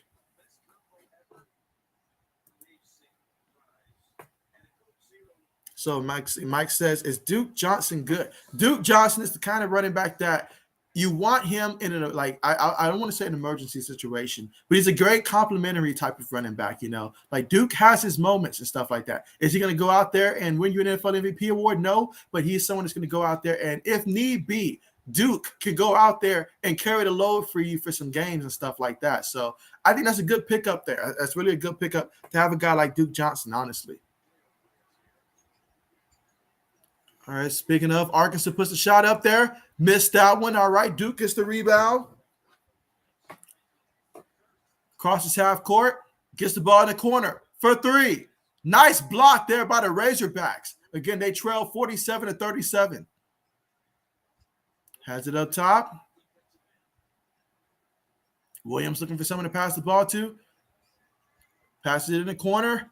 Gives it to the guy in the wing. Terrible bounce pass that time. Duke read it. Turnover by Arkansas. With the jumper. Got it to fall for Duke. Okay, 49-37. That's the old man says, Mike, yes, Duke Johnson is a great running back. I wanted Patriots to bring him in last year and this year.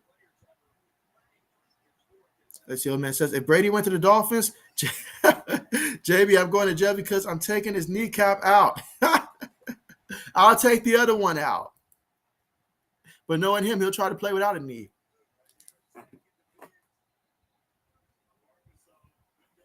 Let's see, old man says, you're right about the Browns' backup quarterback. And so, if Jacoby Brissett is that backup quarterback, which he is, I mean, you definitely want to see if there's going to be a suspension, how long. I want to know initially how long will that suspension be? Like, are we talking like 8 games, 6 games?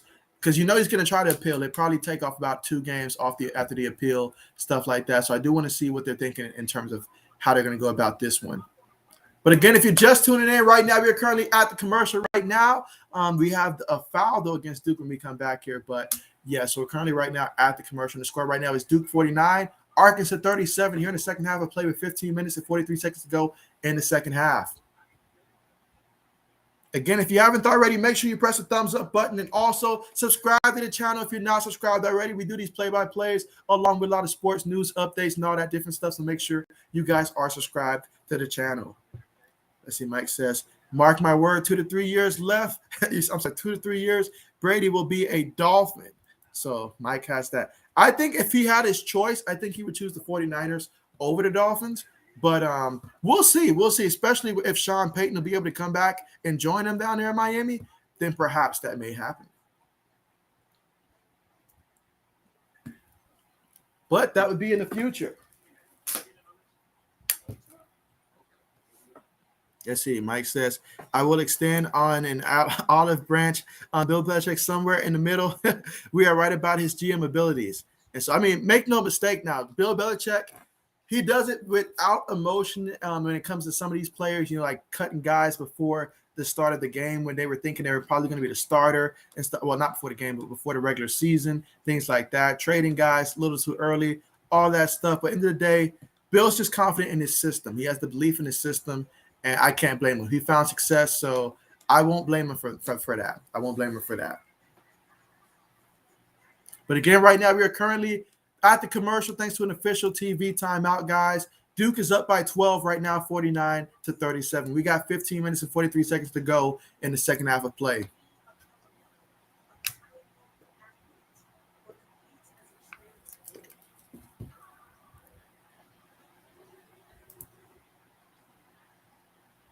Yes, see, Mike says, thoughts on Bills getting back former first round pick Shaq Lawson. I saw that, Mike. I saw that.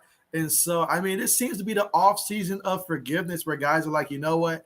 Even if the team moved on from me, it was just the business. We're coming back. And so I like that addition right there for the Bills because you guys, honestly, there's not too much that Buffalo needs to work on. There are areas, but you bring a guy like this in.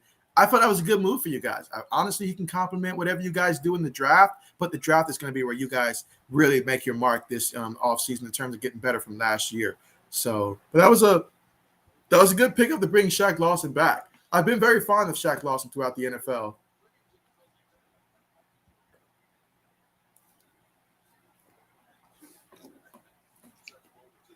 Yes, the old man says, JB, don't forget about the best receiver in playoff history, Julian Edelman, a quarterback turned into a wide receiver. That's right. That's right. The great Bill responsible for that one. And I still feel like, in my heart of heart, if things don't go south with Aaron Hernandez like it did, that he would have been a great Patriot. I feel like he would have been a great Patriot. But unfortunately, things played out the way that they did.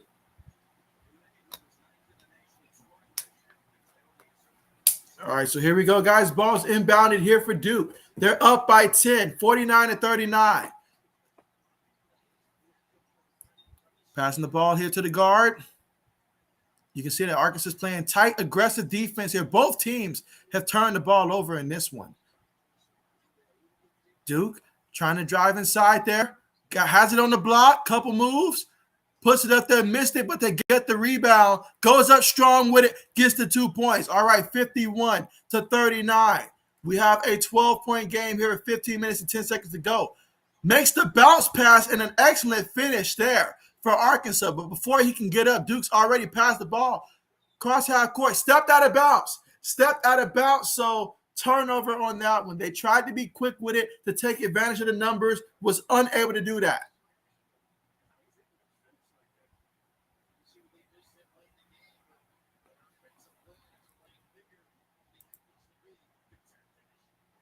Let's see, Mike says 9 sacks 2 years ago. We could not afford him. And so, but he's back. He's back. That's got to feel good for you, though, Mike, to have him back. All right, here we go. Arkansas with the basketball up top here. Gets it on the wing. Gonna take the jumper. Gets the jumper to fall. Okay, 51-43. We're now at an 8-point game here. 14 minutes and 30 seconds to go in the second half of play. Oh, nice defense there. Oh, they called the foul. My man was playing great defense. They're going to call it on Note there. He's confused. I'm confused. But it is what it is.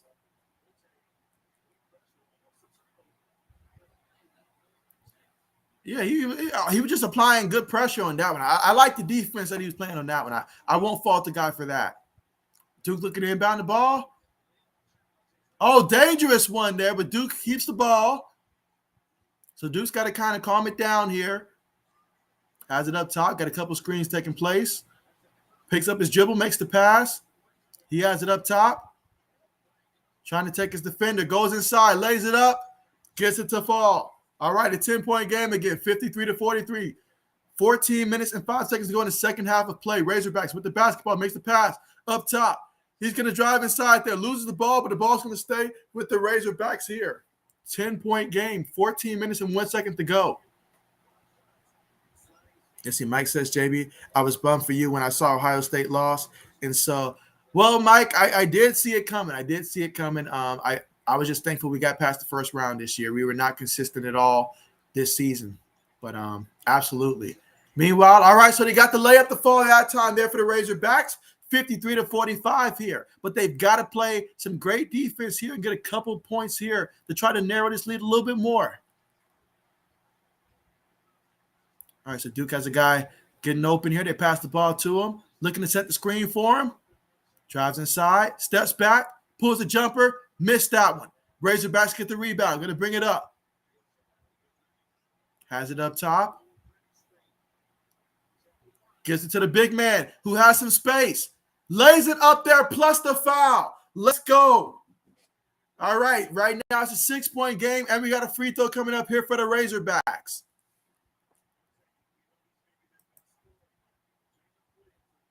Old man says he would have been better than Gronk just because He could play anywhere, receiver, tight end, fullback, running back. And so at that time, the Patriots had a game plan. I promise you, they had a game plan for how they were going to utilize him. And from the little we got to see from him, it was outstanding, but it was going to be so amazing. Those two together, it was going to be amazing. It was going to be beautiful, but it just was not meant to be.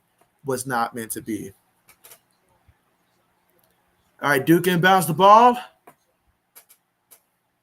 Crosses half court here. 5-point game. We're going to get a timeout here. Another timeout by Duke here. That's their second timeout of the game. Again, the score right now, Duke 53, Arkansas 48. So a 5-point game right now here in the second half of play. We still got 13 minutes and 13 seconds left to go in this one, guys. And so, yeah, right now, Arkansas, they're shooting 19 of 41 out there in the court. 4 of 12 from three-point range. Made all 6 of their free throw attempts. They've got 16 rebounds in this one.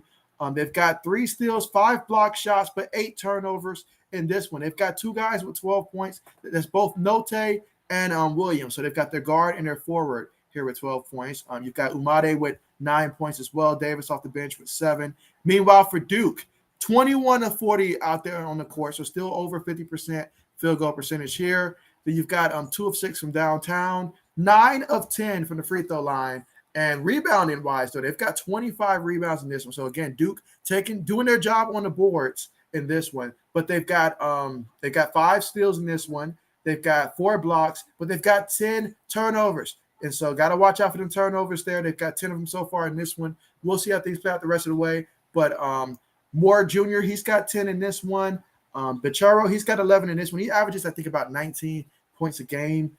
You've got Williams at center. He's got 10 points in this one. Roach, he's got 7 points here. Kills, he's got 9 points. So Duke's doing a good job of spreading the ball around. And guys are honestly, they're playing selfless basketball here, moving the ball around. If you have a good shot, be aggressive, go in there. When they hesitate, they turn the ball over and make mistakes, or if they try to just go too fast with it. But when they play natural out there, they go out there and they can't be stopped. So they just got to play with their composure and be smart out there. Let's see, Mike says, when Little Mac looking at Rosso, Boogie, and Shaq, it's the other guy, Big Von Miller, that will power smash him. And so Mike is ready for this one. He is ready for this one, guys. Let's see, old man says, that's why I'm happy with Henry. Hopefully Smith steps up this year. And so that's what we're going to need, really, guys, to step up in this. And then don't forget, the addition of having a guy like James White being back from injuries and stuff like that means we can use him in creative ways as we like to do. So that's going to be a positive right there. Can't underestimate that right there. They brought James White back for a reason down there for the Patriots. But absolutely. Janu Smith has got to step it up. He's got to step it up and give us that extra tight end that we need in that system. But again, right now, guys, we are currently still at the commercial right now, so we're not missing any of the action here. It is a 5-point game here with Duke leading 53-48 in this one in the second half of play with 13 minutes and 13 seconds to go. Let's see how this one plays out the rest of the way.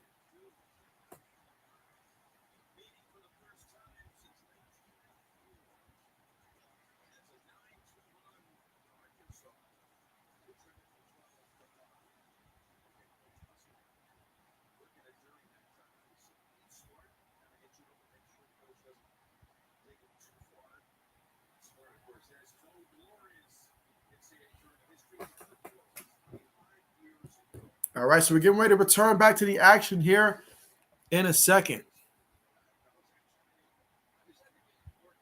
All right, here we go. Duke looks to inbound the ball, gets it to the forward. He's looking for someone to pass the ball to, gets it to the guard. All right, they're going to kick it up top here. Makes the pass. Working it around the perimeter right now. Going to give it to the guy on the block. Goes inside there strong, gets the shot. All right, Duke has 55, Arkansas 48. Nice basket on that one. 12 minutes and 50 seconds to go in the second half of play. Razorbacks make the pass, cuts inside. Oh, he missed that one. That was so close. I thought that was going to go in, but he missed that one. But Duke gets the rebound. They're going to bring the ball up across half court here. Arkansas still playing great defense here, applying pressure. You can feel the energy here. Again, this is 2 teams playing with a lot of confidence right now. No team wants their season to end. And so Duke passes it across court there in the corner. Couple jabs here. Going to take a dribble. Gets inside and finishes it at the rim. Duke has done a tremendous job of getting points inside in this one. They cannot be applauded enough for the points inside the paint. They're just dominating. They've got 40 points so far in this one. The Razorbacks have 24 points inside the paint. Razorbacks with the ball up top. A little bit of confusion, it looks like, up top. Working it around the perimeter here. Has a guy inside, pass the ball to him. He's looking for someone to pass the ball to. They've got 5 seconds on the shot clock. He passes it down low. Duke ready for that one. Blocked that one. It's like they stopped it, delivered it, and they put a stamp on it. They said, no way, not going to happen. Duke with the basketball here. They're already up 57-48. Gives it to guy off the screen. Looking to pass the ball. They're going to give it to him there on the wing. Let's see what he does with it. Makes his move, steps back. Unable to get the shot there, but going to be a foul there against Arkansas. All right, so we got another official TV timeout coming out, guys. But the score right now, Duke 57, Arkansas 48 here in the second half of play with 11 minutes and 29 seconds to go in this game.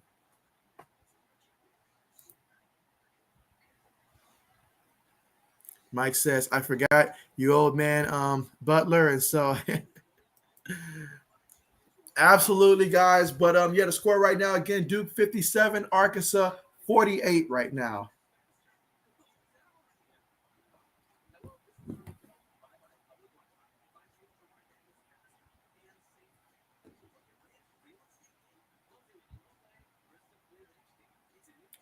All right, I see right now that we have 10 thumbs up, so now's the perfect time to make sure that if you have not already, that you do go ahead and press the thumbs up here, and let's see if we can get some more thumbs up here and see if we can reach 20 by the end of this half here, guys. Let's see if we can reach 20 overall by the end of this half here, so make sure if you guys haven't, that you do go ahead and leave a thumbs up, and also make sure that you guys do subscribe to the channel if you're someone that's new and you're not subscribed already. I really appreciate you guys so much here, and hey, what a great time of the year for basketball, guys. Great time of the year for some college hoops.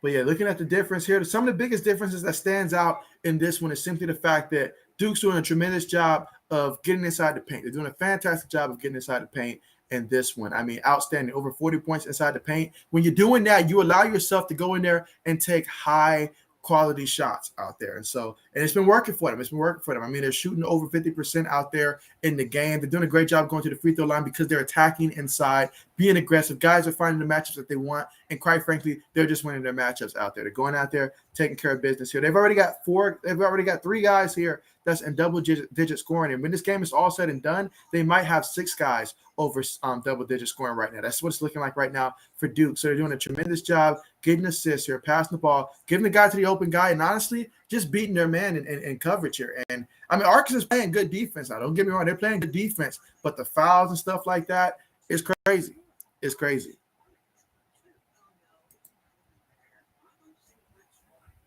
Let's see, Mike says, you guys got old man Malcolm Butler back. And so, yeah, he's back. He's back. He's back. Mike says Arkansas still have a chance, question mark. And so, yeah, Arkansas still has a chance now. They still have a chance. There's still 11 minutes and 29 seconds left to go in this one. And they're down by 9, but we've definitely seen crazier things happen in this tournament. So, yes, Arkansas still has a chance here, but they're going to have to play much better the rest of the way. They're going to play much better here throughout this one, but they still have plenty of time left in this one, as do both teams in this one. Arkansas just needs to get on a bit of a run right now. Old man says, Duke not playing around. Yeah, Duke, they're not playing around. They're not playing around here. They know what this means. They have no room for error right now. They don't want to go out there and mess around. Arkansas is a dangerous team, but so is Duke. All right, here we go, guys. Duke at the free throw line gets the first free throw to fall. Now we're at a 10-point game, 58-48. Again, Duke, superb today at the free throw line, guys. 11 of 12 so far at the free throw line. And gets that with a fall as well. All right, 59-48, 11-point game right now. If I'm Arkansas, I really want to get on a run right now. Pass it to the forward. Has at the top of the free throw line. He's looking for someone to pass the ball to. Makes the pass. Arkansas gets inside. Nice bounce pass. And, he tried to finish there. Unable to. Great defense by Duke. So Duke with an 11-point lead right now and the basketball. Let's see if they can continue to build upon this lead. Makes the pass there on the wing. Looking to set the screen there. Passes it up top. Gives it to the guy who's going to cut inside there and gets 2 points for them. 61-48. We got a 13-point game right now for Duke. Arkansas has got to do something right now. Duke's on another 8-0 run. Arkansas works the ball. Around the perimeter, goes inside. Tries to pass it down low. Turnover. A turnover against Devontae Davis. And so now it's going to be Duke's basketball.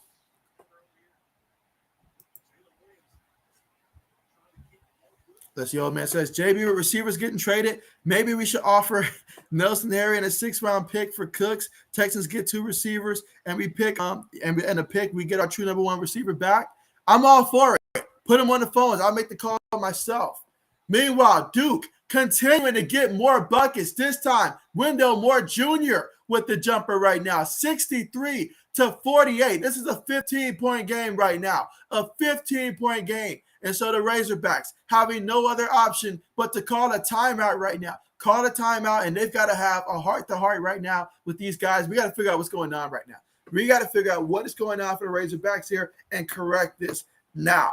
The time is now. The urgency is now. Maybe they need to remember that we're in the Elite 8 right now. If you thought this was going to be a walk in the cake, that's not going to be the case at all. They have got to get on a run right now, somehow, some way, because Duke's doing a superb job right now of controlling the tempo. They're playing their style of basketball. They're dominating. They're getting inside. They're forcing fouls.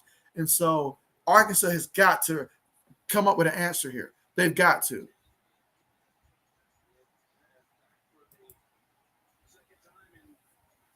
Let's see. Braden says you should offer Aguilar and Harry to the Browns for Baker Mayfield. Negative. That's a negative. Major negative. Major negative.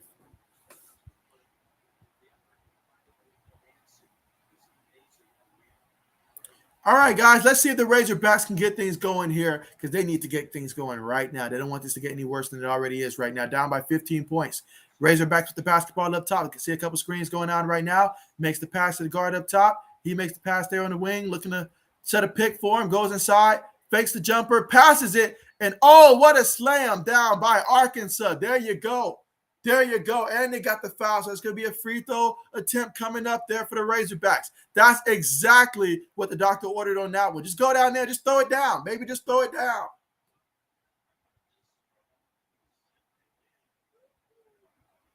What an excellent job.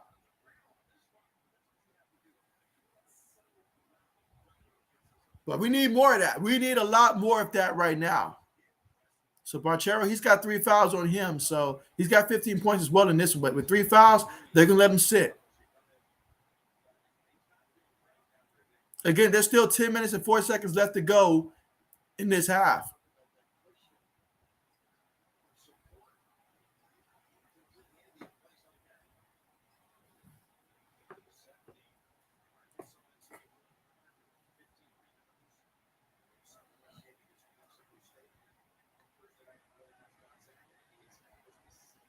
All right, here we go, guys. Free throws coming up. Free throws up. It's good. All right, so Duke's up 63-51. Duke looking to inbound the ball. Right now, Arkansas is applying pressure here. They're going to go ahead and do this full court press here. Duke crosses half court. Pass the ball. Goes inside. Able to draw the foul there. Another one against Note here.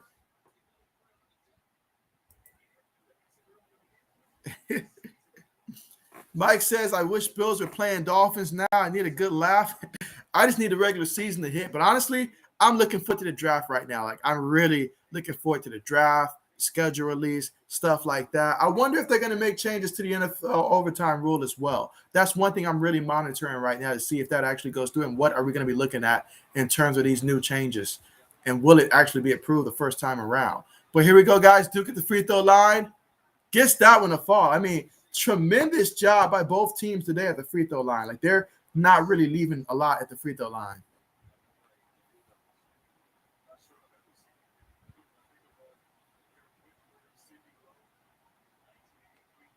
All right, here goes the second free throw attempt coming up. All right, 2 for 2 at the free throw line. 65-51, a 14-point game right now. This is why Arkansas needs to go on a run right now. Duke's not playing around, and they are not missing at the free throw line today. Meanwhile, Arkansas, dude, just fired that one in there. Luckily, they still have possession. You see guys stepping in front of each other right now. And so they give it to the forward here. Let's see what he does with it. Puts it up. He misses. Right now, Arkansas is trying to press the issue right now. Duke's got him a little bit rattled right now. Again, Duke's up 65-51, 14-point difference here. 9 minutes and 13 seconds to go in the second half of play. Makes the pass here on the wing. Takes a couple of dribbles. Takes the shot, draws the foul. He's going to go to the free throw line here. So some more free throws coming up for Duke.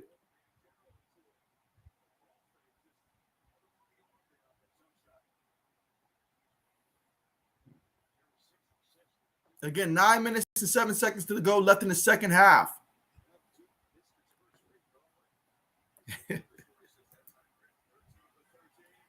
Let's see. Mike says JB Nation Super Draft shows. And so you already know. I'll figure out how I'll go about that, but you already know. Most definitely got to have something going on for that because, I mean, the draft is just a wonderful event. So absolutely, because I'm going to be looking forward to that one. Absolutely. All right, here we go, guys. Free throws up, and all right, that one is good. So 66-51. Duke's up by 15. Pass the ball around the perimeter. Shoots a three. Gets that one to fall. They desperately needed that one right there. If they missed that one right there, that could have been a momentum killer, but they needed to get that one. It's back to a 12-point game right now. 8 minutes and 48 seconds to go in the second half of play. Blue Devils with the basketball right now. Has it up top here. Looking to set the screen for him. Goes off the screen. Drives inside there. Puts up the shot. Way too short on that one. Razorbacks with the basketball. Trailing by 12. Makes the pass. Kicks it out for three. Oh. Yeah, that's not gonna work right there. So it's gonna be Duke basketball right there. So Duke basketball, again, a 12-point game right now. 12-point game. I like the energy of trying to force that one to go down, but yeah, that's not gonna work.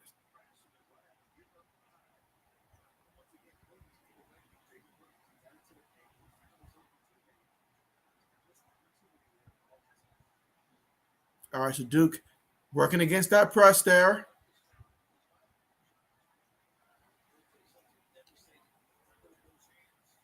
Makes the pass. Picks up his dribble, kicks it out. They're going to give it to the guy on the block. Let's see what he does with it. Lost the ball. Razorbacks with the basketball. They must take advantage of these opportunities. Drives inside, goes up. Oh, he missed that one. No foul. Duke with the rebound. Let's see if Duke can take advantage. Kicks it out for three. Oh, what a three-point shot. And Coach K is fired up about that. Wow, 69-54. Back to 15 points, guys. Wow. Every time Arkansas is on the verge to where they can try to get on a run, Duke just answers back and just storms them. It's like blitzing somebody. They're just blitzing them out there. Another turnover here by the Razorbacks. Wow. What is going on, Arkansas? That is the question. What is going on? But right now for Duke, if you're Duke, you're starting to taste the Final Four. It's in your mind right now. But obviously, there's still time to be played, but you're starting to taste it.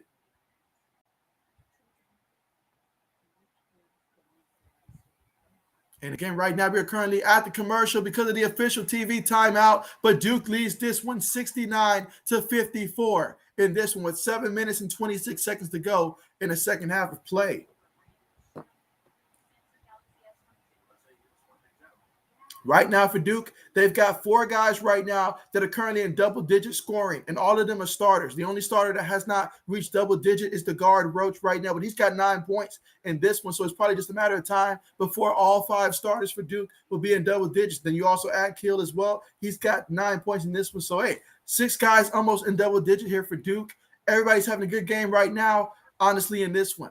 Meanwhile, Arkansas, Williams has 15 points. He's doing tremendous down there for this team. Umad has 12. Note has 12. They've got to calm down, stop making these mistakes out there, and they got to find themselves right now. The urgency must continue to improve, but they've got to be smart as well. Got to be smart as well. Cannot force the issue, but still be aggressive in this one. Because I'm telling you, sending Duke to the free throw line, Duke's nailing them.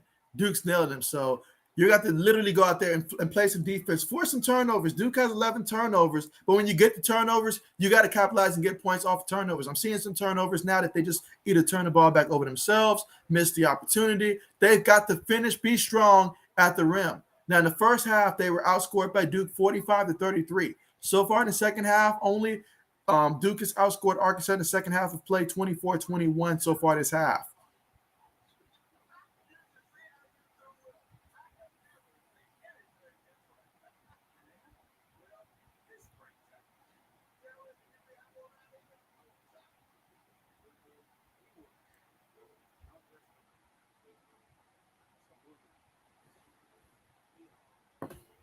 But again, we're still right now currently at the commercial right now.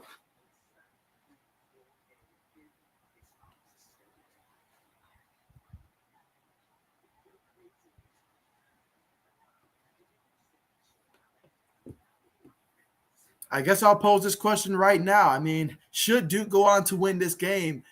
Who here thinks that Duke is going to win it, take it all the way, and win the championship this year? Do you guys think that Duke will win the championship possibly this year should they advance beyond this round here, which up by 15 right now? If they keep playing the way that they're playing, they'll be on the road to do just that.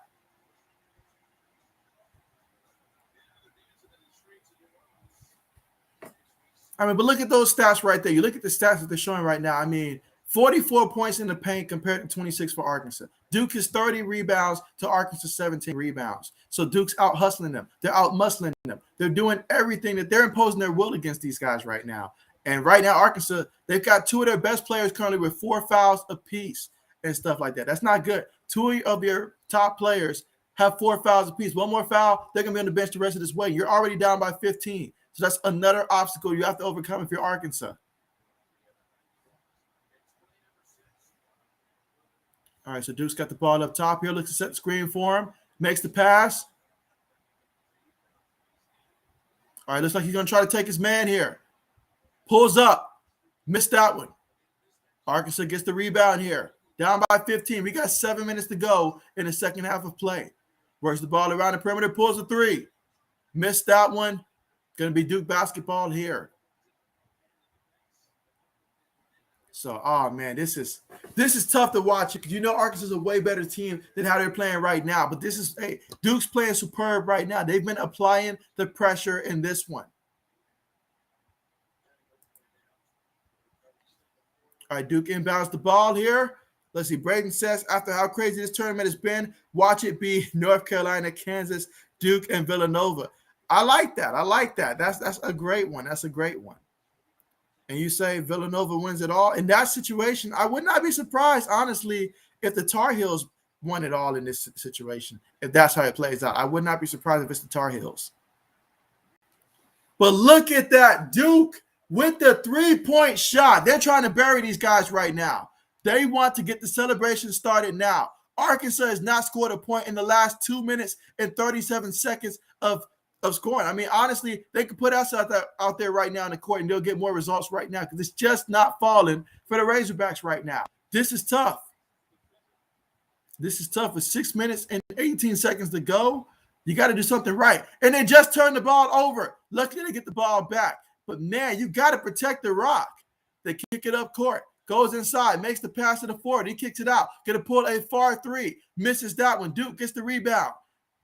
Crossing half court here. Going to slow it down. We got 5 minutes and 55 seconds to go in the second half. Duke leading this one 72-54. Going to be a foul here. Going to wipe off that attempt right there. So it's going to be a foul before that attempt. Let's see, old man says, how they've been playing and my Hokies out. Yeah, they definitely will win it, at least making it to the finals. Let's see, Braden says this game is over. So Braden's already punted on this one, guys. He is punted on this one. Duke inbounds it. Still with the basketball here, and it's going to be a turnover there. Coach K's not happy about that turnover. Not happy about it. Doesn't want to see his team get sloppy, not after the great start they've had in this one.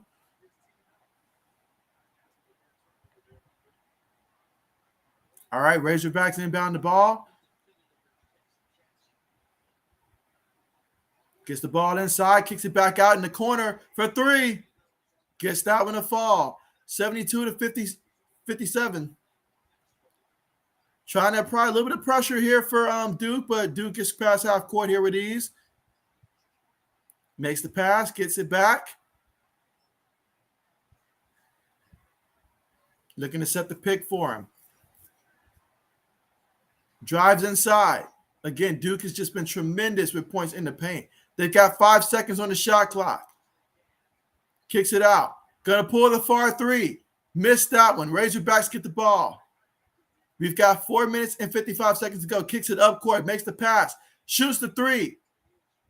Gets the offensive rebound. Kicks it back up top here.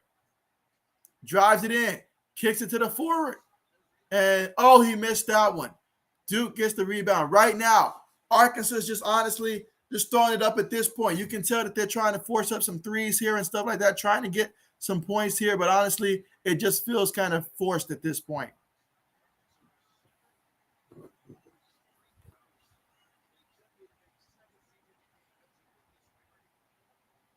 All right, so we're going to get a break in the play right now. Duke's leading this one 72-57 here with 4 minutes and 31 seconds left to go.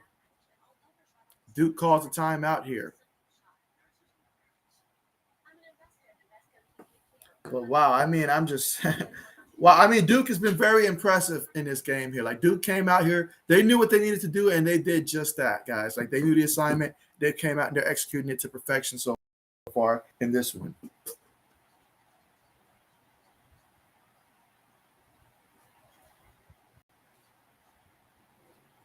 And again, just another reminder, I will be streaming again tomorrow. It's going to be the Miami versus Kansas game tomorrow. So, yeah, Hurricanes versus Jayhawks. We'll see how that one go. Does the Hurricanes have any more magic left in them? We'll find out here in a rare, extremely rare occurrence for Miami to still be playing at the Elite Eight. So we'll see how that plays out. Mr. JB, he's going to be happy about that. He's a Hurricanes fan, so he's going to be happy about his Hurricanes still making it this far, and he's hoping that they can make it to the Final Four.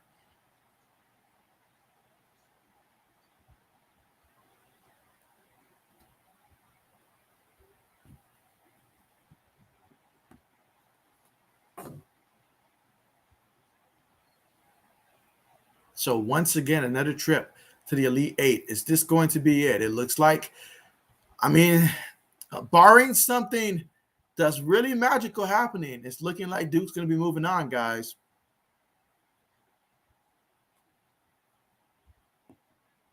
But here we go. Let's see how this one plays out.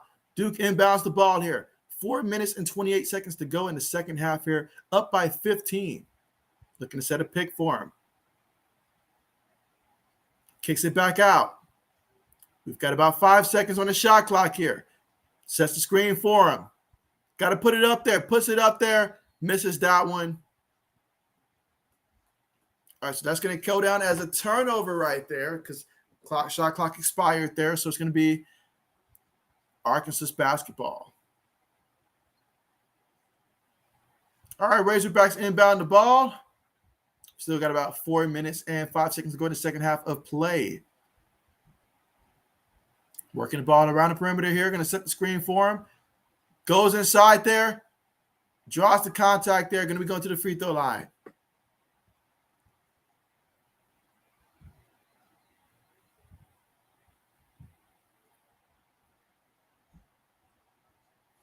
And so, yes, Duke can almost taste the Final Four, guys. They can almost taste it. We got 3 minutes and 58 seconds left to go in this game, guys. Score right now, Duke 72, Arkansas 57.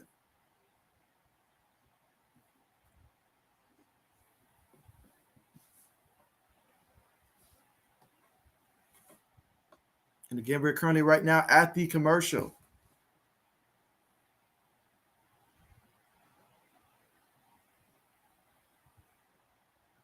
Let's see. Right now, we're currently at 12 thumbs up here. So, yeah, let's see if we can reach 15, guys. Let's see if we can reach 15 thumbs up here for the stream. And again, if you're someone that's new, make sure you are subscribed to the channel and have that notification bell turned on as well. Again, we will be streaming again tomorrow for the Hurricanes versus the Jayhawks, and we're going to see how that goes down there.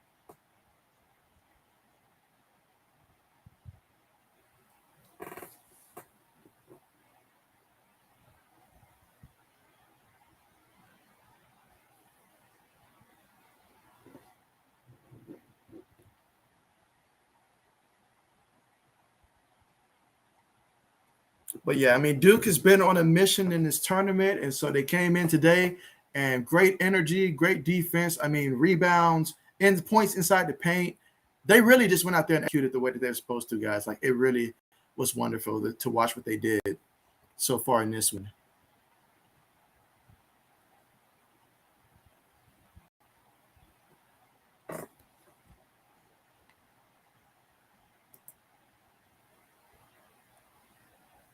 And so let's see. Allen says that he thinks that Duke will win it all because it's Coach K's last season trying to go out with a title.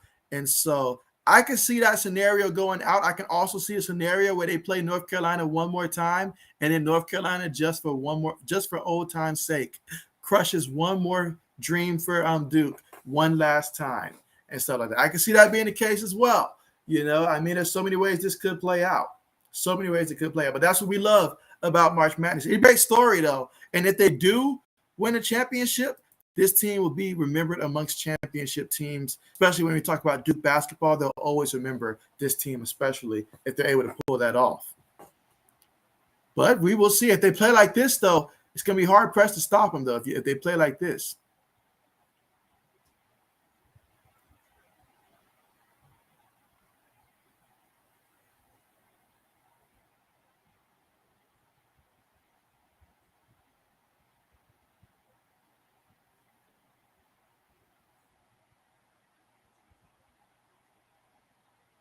All right, guys, here we go. So the last 3 minutes and 58 seconds left in this one. Arkansas at the free throw line. Gets the free throw to fall.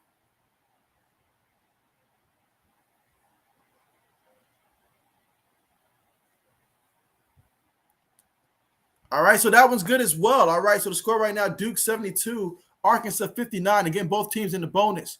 Duke inbounds the ball here. Got to break the press. Crosses half court. And we're going to have looks like a foul right here.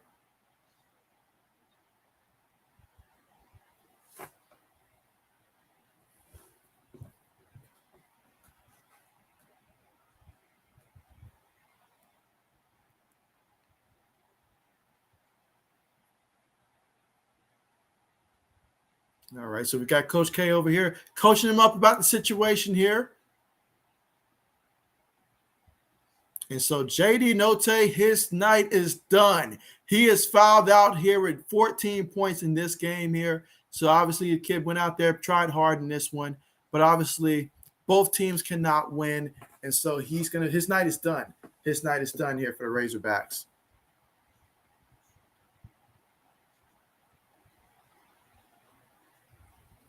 All right, free throw is good there that time too. We get 73 to 59. Let me see if I can fix the scoreboard real quick.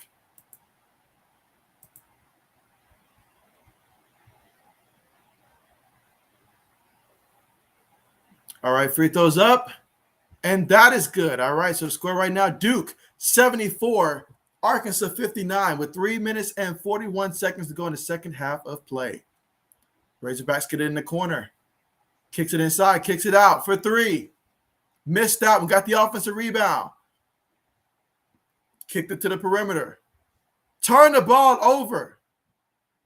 So Duke with the basketball here. 3 minutes and 22 seconds to go. Duke has it up top. Again, we got 3 minutes and 10 seconds to go in the second half of play here. Duke with the basketball right now, up by 15. Drives inside. Nice bounce pass and finishes with the slam, guys. 76-59. 17-point game.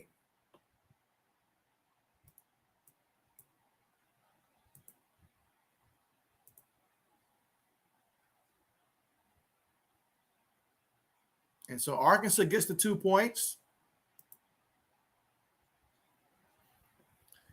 All right, so Duke over here breaking the press. And again, it's a 15-point game right now, 76-61. Duke with the basketball crossing half court here.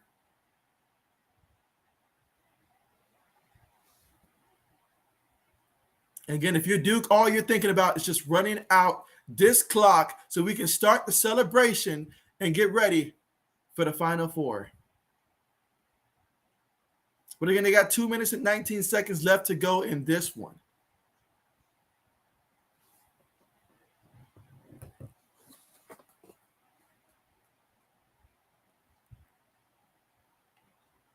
All right, Duke's looking to inbound the ball.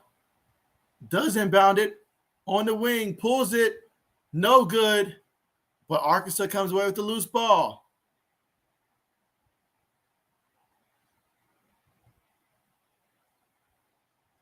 All right, so they're going to call a foul there.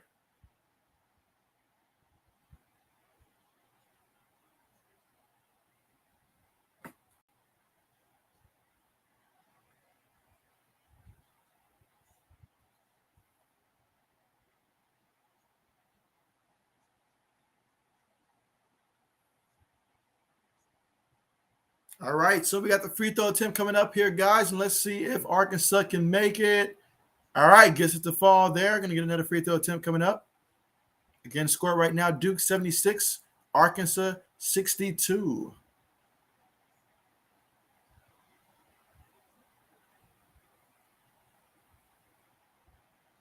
Free throws up. All right, that is good. 13-point game. Duke inbounds the ball.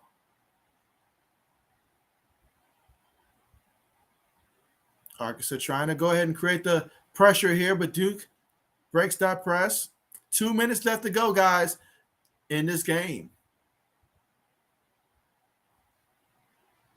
Duke for the jumper. Gets it to fall. Okay, 78-63. We're back to 15 points here, guys. Arkansas throws it up court here. Gets it to the forward inside. He finishes for 2.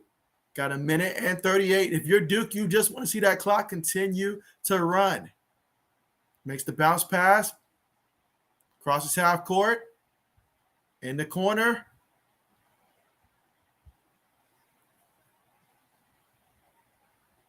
All right, we got 15 seconds here on the shot clock.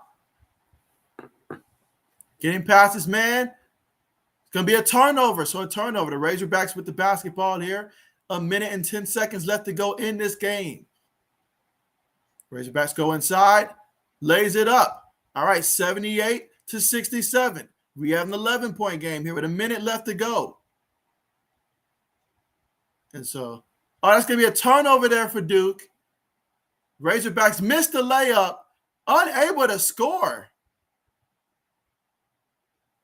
All of that, and they finally get the basket to fall, guys. 78-69 is the score right now. Duke crosses half court here. Looking to take as much time as they can.